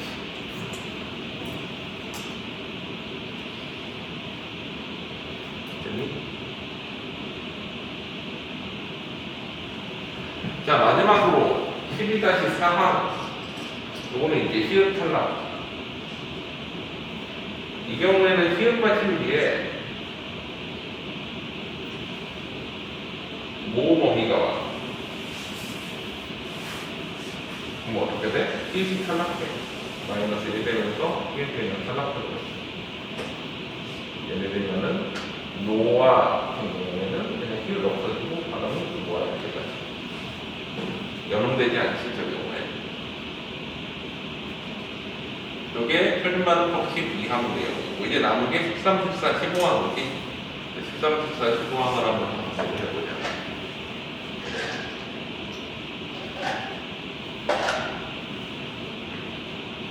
표준반응법 13, 14, 15항을 그대로 정리해보면은 연음과 음절의 끝소리 규칙 중에서 어떤 거를 먼저 쓸 것인지에 대한 규정이야. 13, 14항은 각각 연음이지. 13항은 단받침이나 쌍받침 받침의 뒤에 형식 형태소라는 건 뭐야? 문법적 의미가 있는 애들. 조사나 어미나 접사 같은 경우는 연음시키는 경우고 15항은 그러면 연음시키지 않고 어떤 때 대표음으로 바꿔서 쓰느냐에 대한 규정이야. 그래서 요거를 그냥 간단히 정리해보면 이렇게 돼. 우리가 받침 소리가 있을 때 이 받침 소리 뒤에 모음으로 돼 있는 애가 오면은 이게 연음이 될지 아니면 음절의 끝소리를 시킬지에 대해서 생각을 해봐야 되는데 뒤에 먼저 형식 형태소가 오는데 형식 형태소라는 건 문법적 의미만 가지고 있는 애들이 뭐야? 접사라던가 어미라던가 조사라는 애들이 오면은 이거는 뭐부터 시킨다는 거야? 무조건 연음부터 시킨다 이런 내용이야. 예를 들어가지고 우리 이런 거 있잖아. 갓 플러스 2라는 조사가 붙으면 어떻게 돼? 그럼 그냥 연음 시켜가지고 갓 t 이렇게 되는 거지. 또 갓 플러스 2 해가지고 어간어근에다가 접사 갖다 붙여도 어떻게 돼? 갓 t 그대로 연음 시키는데 그럼 어때? 얘네들은 무게음만 시켜가지고 다시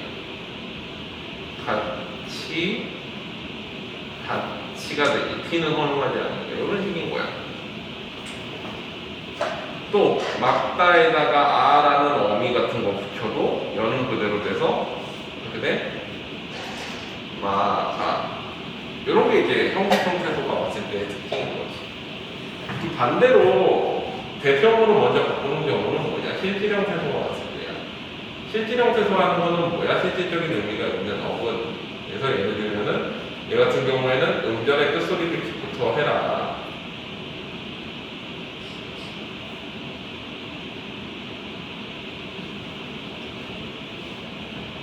예를 들면은 밭에다가 이가 아니라 이랑이라는 어근 실질 형태소. 이랑은 뭐야? 우리가 밭이 있으면은 이렇게 들어간 부분을 뭐라고 해? 고랑이라고 그러고 튀어나온 부분을 이랑이라고 해. 파도도 이제 들어간 부분이랑 나온 부분이 이상이야.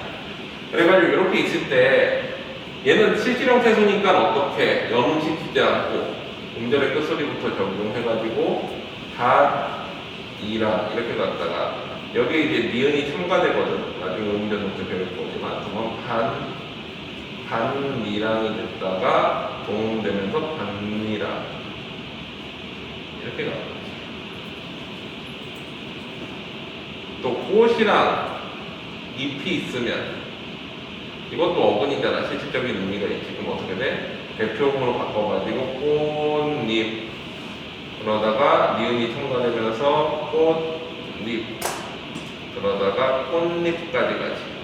동화되면서 여기서 읽어갈 때 니은 첨가 여기서 읽어갈 때 동화 나중에 다 배울 거지만 어쨌거나 중요한 건 뭐다? 받침 뒤에 실질형태소가 오면은 명부터 시켜라 음들의 끝소리부터 시켜라 받침 뒤에 형식형태소가 오면은 부터 시켜라 원음부터 시켜라 요거인 거지. 근데 여기 이제 다만이라는 예외 조항이 있잖아. 이 15항에 다만 규정으로 뭐가 들어가 있어? 맛있다와 멋있다가 있지.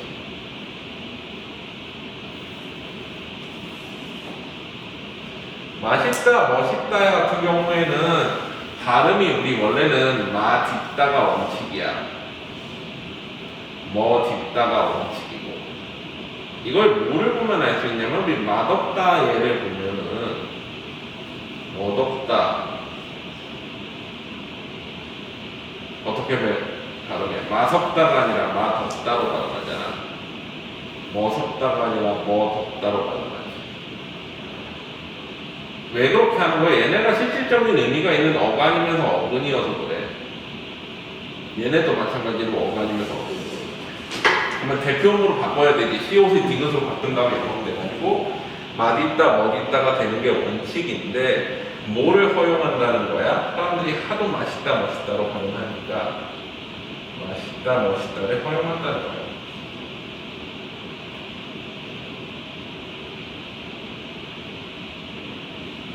이해되니?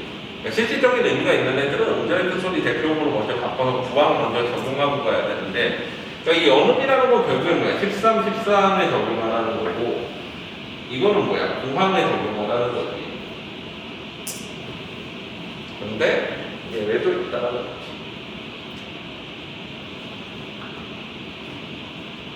됐니? 여기까지? 모르겠는 거. 빨리 괜찮아? 이해돼요? 오늘이 괜찮지? 이거 뭐라고 쓰시는 거예요? 어떤 거? 그거는 좀 모르겠어서 너무 연음과 은근 어떤 거냐고 하까지 물음표.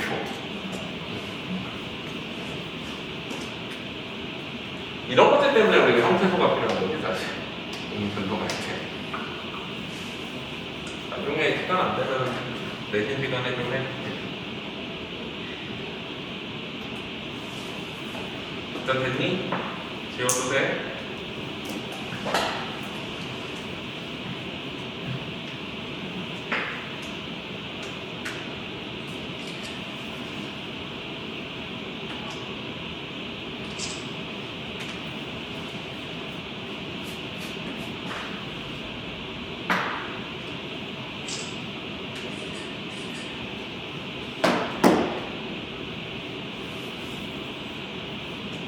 지운다. 자, 그 다음에 이제 동화를 들어갈 건데.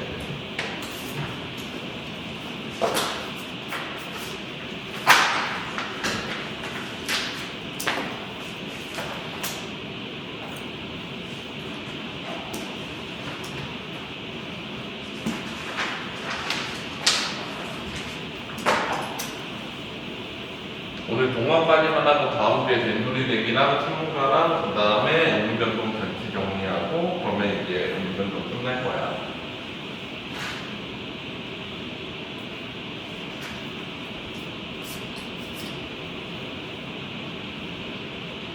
오연이는 니네 시험범위 나오면은 너 내신 해야 된대? 절반? 시험범위 나오면 알려주면 그거 자료만 따로 좀 챙겨줄 테니까.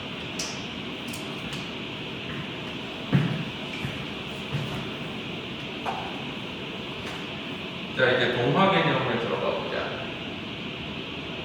우리 동화라는 거는 말 그대로 뭐야? 서로 다른 것들 비슷해지는 거지.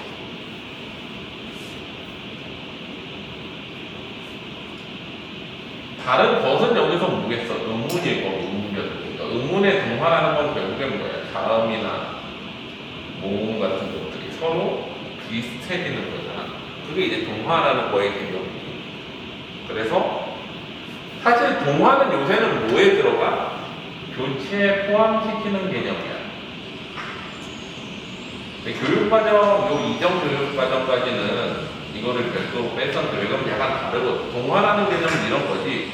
A 플러스 B 하면은 플러스 마이너스 0하고 A가 A로 바뀌거나 B가 5월 B, B로 바뀌거나 5월 C, C나 5월 C, D 등등 이렇게 비슷해지면서 서로 이제 형태가 변하는 게 이제 동화인 거고.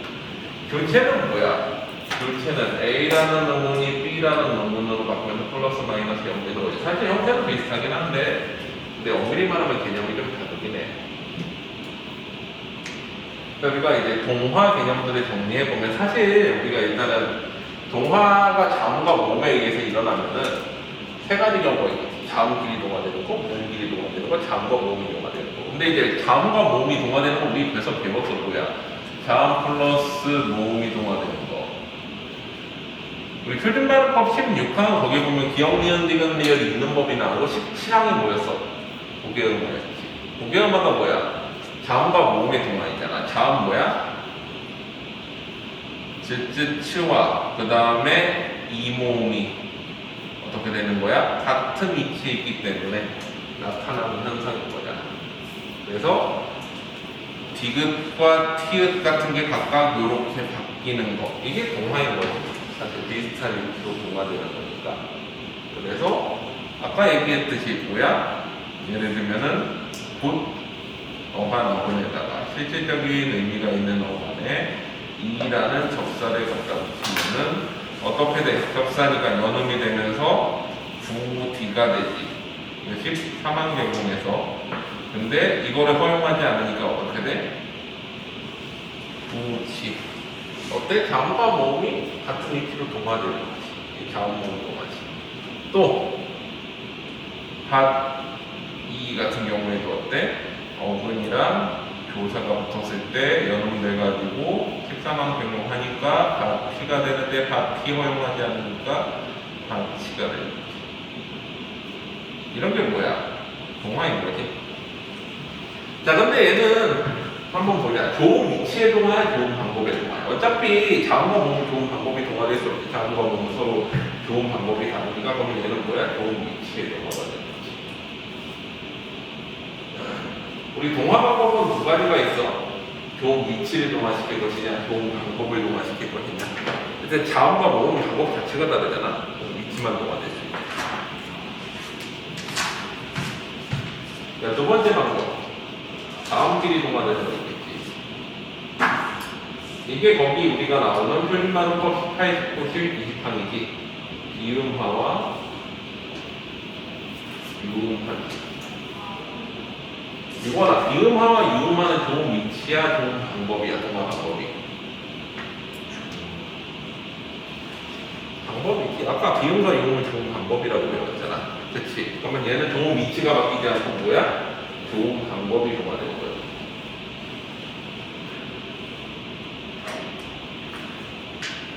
비음은 뭐야? 표준발음법 18항과 19항에 해당하고 유음화는 표준발음법 20항에 나오는 내용인데 이게 어떻게 이렇게 바뀌는지를 좀 정리를 해볼게. 일단 자음동화의 개념부터 좀 살펴보면은 자음동화는 울림소리가 안 울림소리를 울림소리화 하는 거예요. 울림소리로 바꾼다. 이게 이제 자음동화의 기본적인 개념이거든. 그랬을 때 가장 동화의 강도가 센 게 유음이 제일 세고 나머지 소리들은 거기에 끌려간다고 생각하는데 이런 식으로 요거를 이제 표 하나로 정리해가지고 우리가 이 이론을 좀 볼 수가 있는데, 봐봐.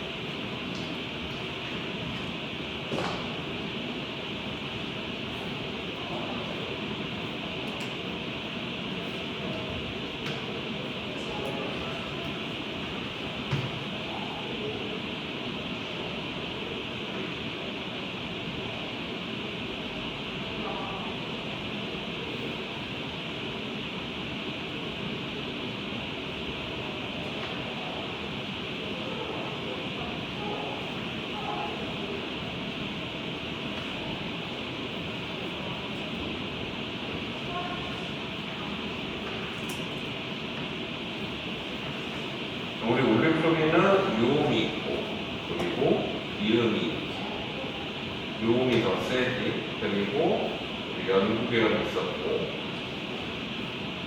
시조음 계열 중에 비마타른 계열 있었지. 그리고 양수음 계열 있었고, 소음 계열 있었고, 시조음 중에 마타른 계열도 있겠지.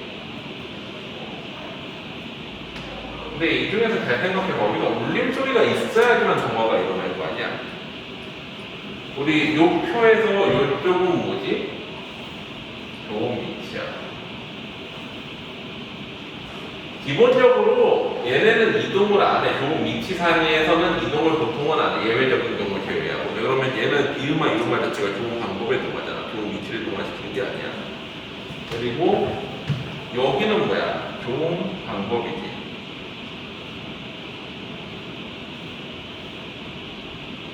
조음 방법상 동화 방향은 기본적으로 이쪽으로 동화가 돼. 위쪽으로 동화된다라고 생각을 해보자. 자, 그러면은 일단은 연구계음에는 뭐 있었어? 요음은 없고 비음은 받침소리 이음이 있었지. 그 다음에 대표음은 기억이 있었고, 시조 비마타름에는 니은이 기본소리인데 얘가 울림소리이고 거기에다 가외탄 피귿, 그 다음에 요음에는 니은이 있고, 양수음은 기본소리 니은이 울림소리지. 그리고 가외탄은 기음이 있을 것이고, 호음은 히읗이 있고, 얘는 시옷, 쌍시옷 등이 있는데, 어차피 우리가 일단은 울림소리가 없기 때문에 시조음은 음운변동이 안 일어나. 이유가 이유가. 근데 히읗은 예외적으로 일어나는 경우가 있었지. 니은이랑 만나면 건너뛰잖아. 어떻게 건너뛰어? 우리 표준 발음법 몇 항에 있었어? 12-3항에 보면은 히읗과 니은이 만났을 때 히읗이 니은 자리로 건너뛰는 경우가 있어. 12-3항에. 이거는 예외적인 경우지. 대부분은 어때? 조음 위치를 이동하면 안 돼. 그래서 우리가 기본적으로 조건이 두 가지가 있는데, 안 울림 소리가 울림소리가 안 울림소리를 울림소리로 바꾸니까 첫 번째 조건은 자음동화의 첫 번째 조건, 무조건 울림소리가 있어야 돼. 두 번째 조건은 뭐야? 조음 위치는 이동하면 안 돼. 이 두 가지 조건이 자음동화의 조건이야. 즉, 울림소리가 둘 중에 무조건 하나가 울림소리여야 되고, 그 다음에 어때? 조음 위치가 이동하면 안 된다. 조음 방법만 이동해야 된다. 이게 이제 자음동화의 기본 개념이거든. 이제 한번 정리해볼게. 봐봐. 우리 보통은 자음동화하면 발음해보면 하고 이러잖아. 그리고 왜 이렇게 이러는지 잘 설명을 안 해주는데 방금 정리해보자. 자, 우리 일단 국민이라는 거 봐봐.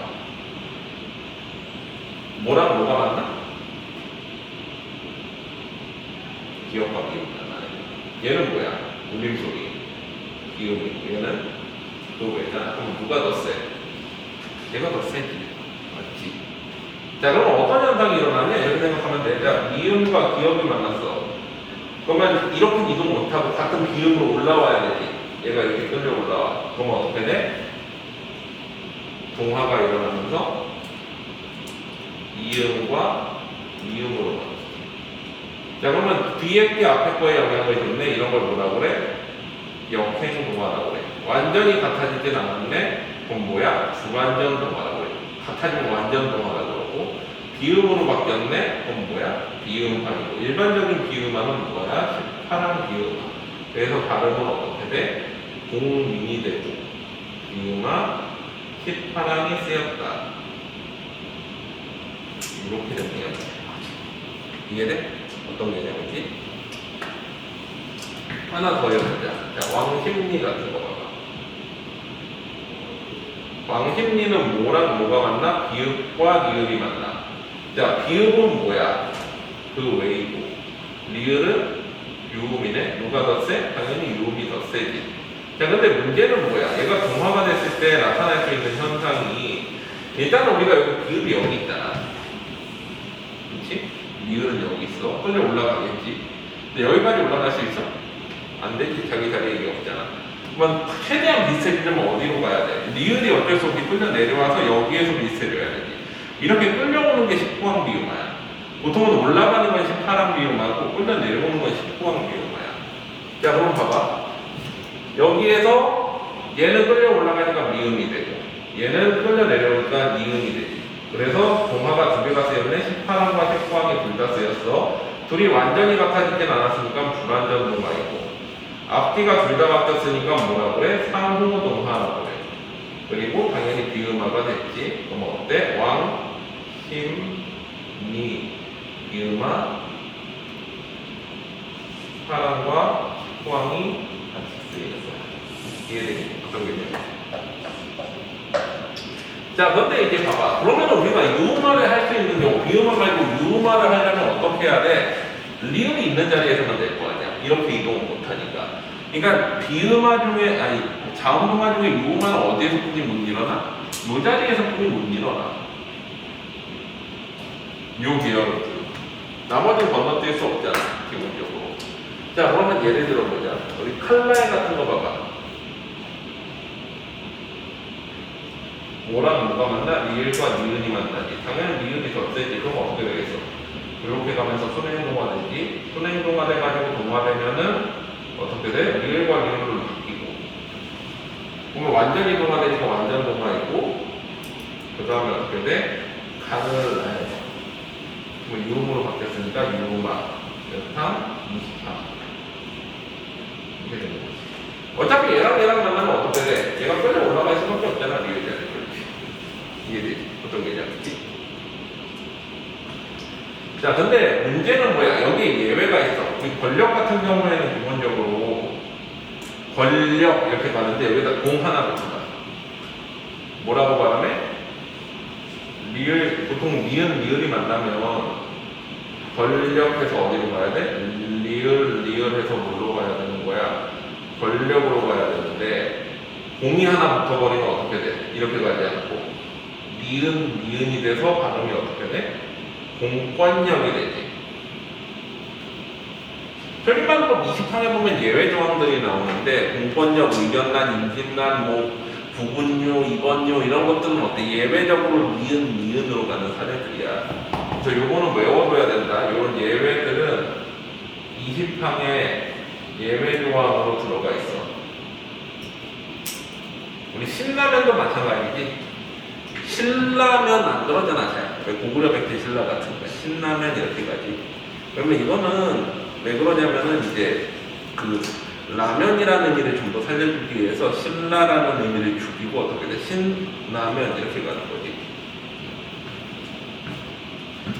자, 그래가지고 이런 것들이 있고, 그 다음에 아까 이제 12-3항은 했지, 놓는 같은 경우는 저렇게 가는 거지. 그래? 이읍과 니은이 만나면 니은의 완전 동화, 그래서 놓는 이렇게 가는 이런 게 예외적인 경우인데, 이제 문제는 이제 23항, 아니 21항 내용을 봐요. 21항에 보면은 표준발음법 21항에는 자음동화가 될 수 없는 예외 사례들이 나와.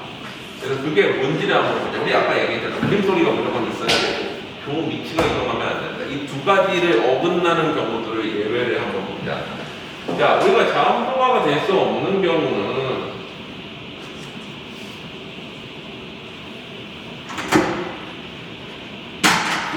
보면은 우리 이런 경우 한번 봐.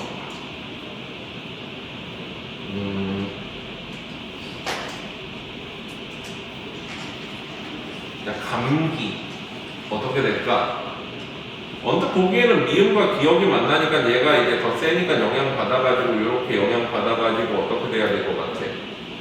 이렇게 가야 될 것 같은데 그러면 어떻게 돼? 이렇게 가야 돼? 이건 안 되지. 왜 그래? 우리가 이게 초성이기 때문에 초성 자리는 올 수가 없어. 이음이 소리가 없는 거지 그냥. 자, 그랬을 때 우리가 두 번째 차상책을 생각하는데 이 미음을 어떻게 돼? 이음 자리로 가서 이렇게 바꿔버리는 거야. 돼? 안 되지. 왜 이거는 뭐가 문제인 거야? 좋은 위치가 이동했잖아. 좋은 위치가 이동하는 거는 허용하지 않는다. 동화되더라도. 이해되지? 두 번째. 옥감 같은 거 봐봐. 옥감은 시옷과 기억이 맞는데 이건 실제 디귿 발음이잖아. 디귿과 기억이 만났을 때에는 울림 소리가 없지. 그러면 동화되면 안 돼. 근데 사람들의 경우에 따라서는 이렇게 가기도 해. 기억 내지는 기억 쌍기억으로 된 소리 되게 시켜가지고 옥감. 돼? 안 되지. 왜? 울림 소리가 없거든. 여기서 울림 소리가 없잖아. 이해돼? 그래서 자음동화는 기본적으로 두 가지 조건이 만족돼야 돼. 울림 소리가 있고 좋은 위치 대신에 좋은 방법이 이동해야 된다. 맞지? 여기까지 괜찮아? 마지막 세 번째 것까지만 정리하자. 자, 세 번째는 우리가 아까 배웠던 것들 중에 있는데 모음 교화라는 개념이 있어. 모음 동화. 자, 모음끼리 서로 가까워지는 게 모음 동화지. 모음 동화는 어때? 그게 모음 조화와 그 다음에 이모음 역행 동화가 있어. 근데 얘네 둘이 이제 보통은 잘 안 배우는 이유가 뭐냐면 모음 동화라는 개념 자체가 모음끼리 서로 비슷해져야 되잖아. 근데 이 모음 조화는 잘 생각해봐. 분명히 동화는 맞아. 모는 아니야. 주체가 아니야. 얘는 원래부터 그런 거잖아. 그치? 모음 조화는 원래부터 양성, 음성끼리 교체된 게 아니잖아. 그래서 요즘은 음운 변동에 잘 안 넣는 추세야, 얘를. 그래서 그냥 음운 변동이 아니라 별도의 개념으로 배워. 한글 맞춤법에 들어가 있는 보통. 그 다음에 이모음 역행 동화 같은 경우에는 문제가 뭐냐면 분명히 동화는 동화인데 얘는 대부분이 표준어가 아니야. 예외적으로 표준어인 경우가 있지만 이모음 역행 동화 개념부터 한번 정리를 해보자. 이모음이 역행 뒤에 있는 게 앞에다가 영향을 줘서 동화되겠지. 어떤 식으로 동화되느냐? 봐봐. 예를 들면은 우리가 아기가 있을 때 뒤에 있는 이모음이 앞에 있는 애한테 영향을 줘서 애기라고 발음한다던가 독이라는 발음이 있는데 뒤에 있는 이모음이 앞에 거에 영향을 줘서 괴기라고 발음한다던가 이거는 표준어가 아니지. 근데 이런 발음 현상이 있어. 이게 이모음 역행동화고 북한에서는 이런 거를 일부 표준어로 되게 많이 채용을 하는데 우리말에서는 이거 표준어에 해당하는 게 5가지 정도 있는데 그걸 좀 이따 설명해주고 왜 일어나는지부터 한번 보자. 우리 아까 모음 책에도 배웠잖아. 키, 위, 를, 주, 개, 되, 소, 네, 다 이렇게 있다고 해봐. 자, 봐봐. 아기 발음하면 어떻게 돼? 우리 아기라는 발음을 해보면 아기 하면서 이렇게 건너뛰어야 되지. 근데 너무 불편하잖아. 소설 경험에서 전설 공모까지 혀가 튀어 올라가야 된단 말이야. 발음을 편리하게 하려면 어떻게 해야 돼? 같은 계열음의 으로 올라가거나 혹은 같은 계열음의 애로 앞으로 튀어나가거나 이렇게 가는 게 더 편하니까 애기 하면서 혀가 앞에서만 있는 게 이모음역인 거야. 또 고기 같은 경우에도 어때? 고기 이렇게 튀어나가야 되지. 그러면 얘도 어떻게 돼? 요 앞쪽으로 이동시켜가지고 괴기라고 발음하거나 아니면 이쪽으로 발음시켜 국이라고 발음해야 되는데 이거는 불편하니까 이렇게 이동시켜서 괴기라고 발음하는 이해되지? 근데 이게 이제 표준어는 아닌데 예외적으로 표준어인 경우가 5가지가 있지. 이것만 좀 알아두자.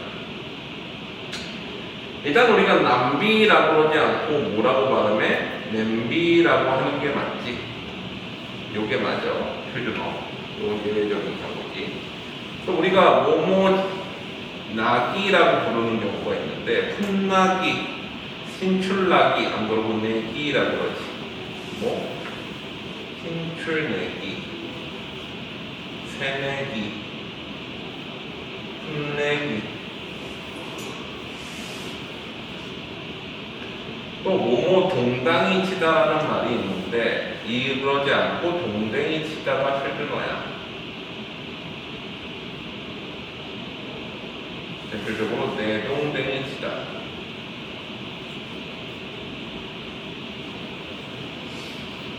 그 다음에 우리 옛날에 이제 불을 라이터 불을 붙이다 할 때 불을 당기다라고 하기도 했는데 이거 아니라 불을 댕기다가 그 다음에 뭐뭐 장이와 뭐뭐 쟁이는 선택형이지. 그래서 둘 다 맞아 이 경우에는. 그래서 얘는 기술자, 얘는 비기술자에 사용하지. 그래서 여기는 뭐야? 대장장이나 이장이 이런 것들이 기술자라서 장이를 쓰고 소금쟁이 같은 곤충이라던가 욕쟁이 같은 기술자가 아닌 경우에는 쟁이를 쓰지. 이게 이제 동화전치야. 우리가 어떤 말이 서로 비슷해질 수 있는 음변동 상상들 중에서 흔히 우리 표준반응법에 들어가는 동화는 고개음악, 비음악, 유음악 이렇게 3가지를 치고 얘네 둘 모음 계열들은 다 안 들어간다. 교체에 안 나오는 추세지. 여기 여기까지. 오케이, 정리. 오늘 여기까지 하고 형태소통사 문장성분까지 하고 그 다음에 음운변동 파트는 오늘 배운 것까지 해가지고 거기 음운변동 나오는 거 싹 다 찾아봐. 표준반응법 한 수까지 적어가지고 제출하면 집에 가자.